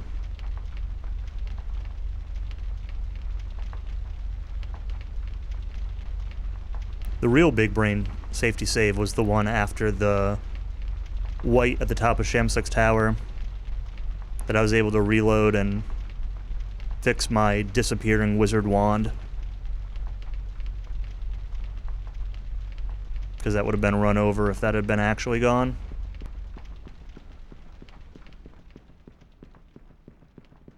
If I hadn't been able to get it back. The Mushroom of Doom here. Everybody complains about that mushroom, but I never have any issues with it. Sometimes I get stuck on it a couple times there, but I wonder if that's one of those things that just works worse on emulator. I think some other people have played on emulator. I guess Elastoid's the one I'm mainly thinking of who's complained about that mushroom. And I've definitely noticed some stuff with movement works worse with emulator in this game.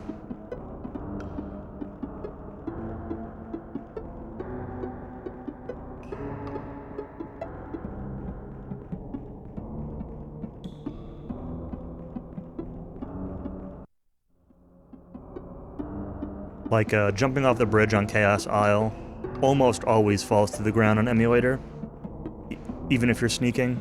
But if you sneak when you fall on console, and if you fall off near the edge, it's basically never an issue. Okay, I'm gonna take a few seconds to buy this backup light wand. You know what? It's gonna be day. No, we're not. Enough time has passed. It's daytime enough. We don't need the light wand.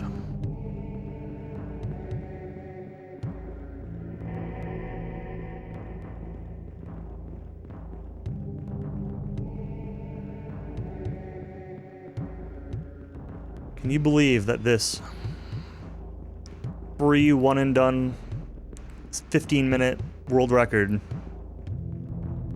is all going to come down to turn order on the final boss? It wouldn't be an RPG if that weren't the case.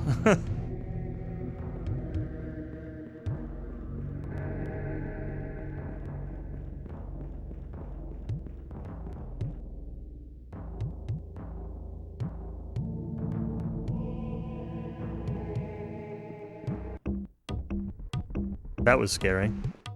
It teleported me and I landed in midair. I wasn't on the ground.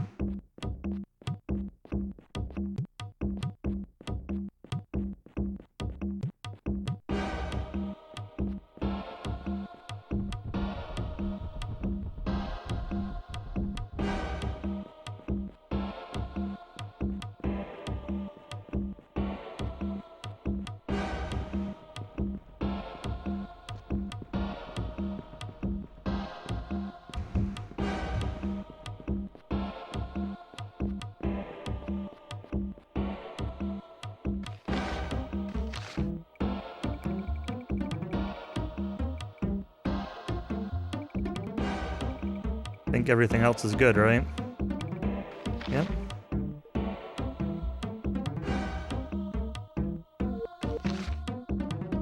Alright, time for turn order. Oh baby, this pace is right, Countess.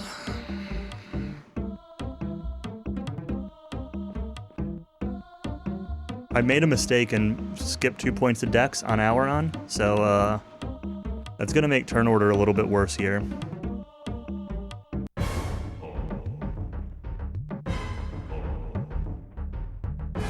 Sheridan was fine. I'm not worried about Sheridan, though. We don't have to go first against Sheridan.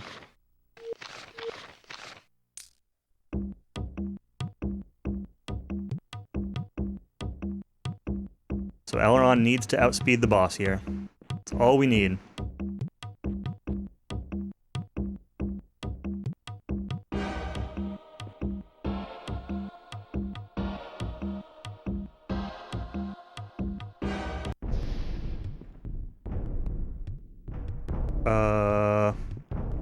Almost messed up. Okay, we're good.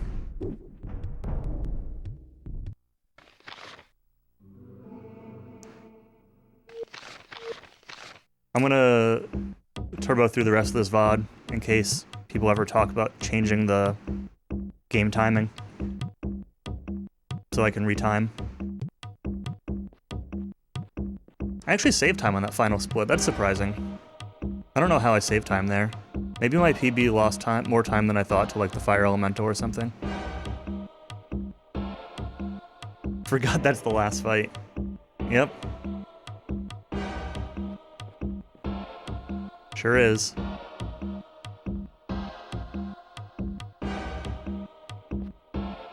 Alright, so I'll do the speedrun breakdown here once I get past this, which should be right after this dialogue here. Okay. Speedrun breakdown. Gornia out. Okay, so start of the run, I missed the cutscene skip with the two Mirari in the forest, so I lost probably 30 seconds to that cutscene. I don't know exactly how long it takes, maybe 20, maybe 30 seconds. Maybe 20 seconds. It's not that long. But then I cut out a lot of potion grinding compared to what I used to do. I made more stat potions, but I did not grind nearly as many restore potions. That was the major route change here. That was the only real route change here in this segment. Erromon Inn is just walking. There was one spot where I changed movement a little bit.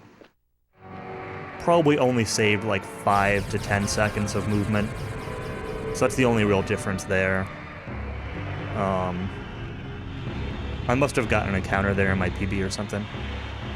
The next two segments are out of order.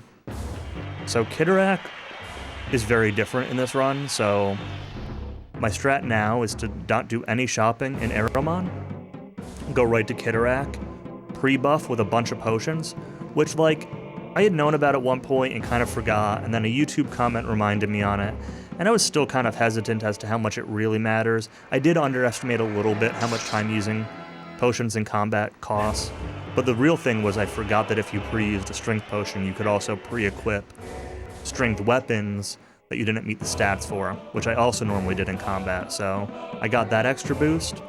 And really what it came to was I had tried routing in Retta instead of Godric and skipping potion grinding, and in order to beat Kitarak at all in that case, you had worse. I needed to use potions, but it means I needed to sell weapons to buy potions. I had worse weapons, etc. And that's what really emphasized to me the importance of doing the pre-buffing for that fight. And that saved a lot of time. Not doing the shopping and the pre-buffs just made that fight a lot faster. It made it scarier. And this fight was actually a little bit slow. I had to heal 2 or 3 times. I had sort of bad damage rolls. The Kitarak fight was not great. It wasn't bad, but it wasn't great. Back to Erromon. Had to do all the shopping now because I skipped it earlier. I do less shopping, but I still had to do some of the shopping, and then I get Witch Ring. Witch Ring was like 4th or 5th try. It was really quick, so that saved, you know, minutes. The walk to Talawak.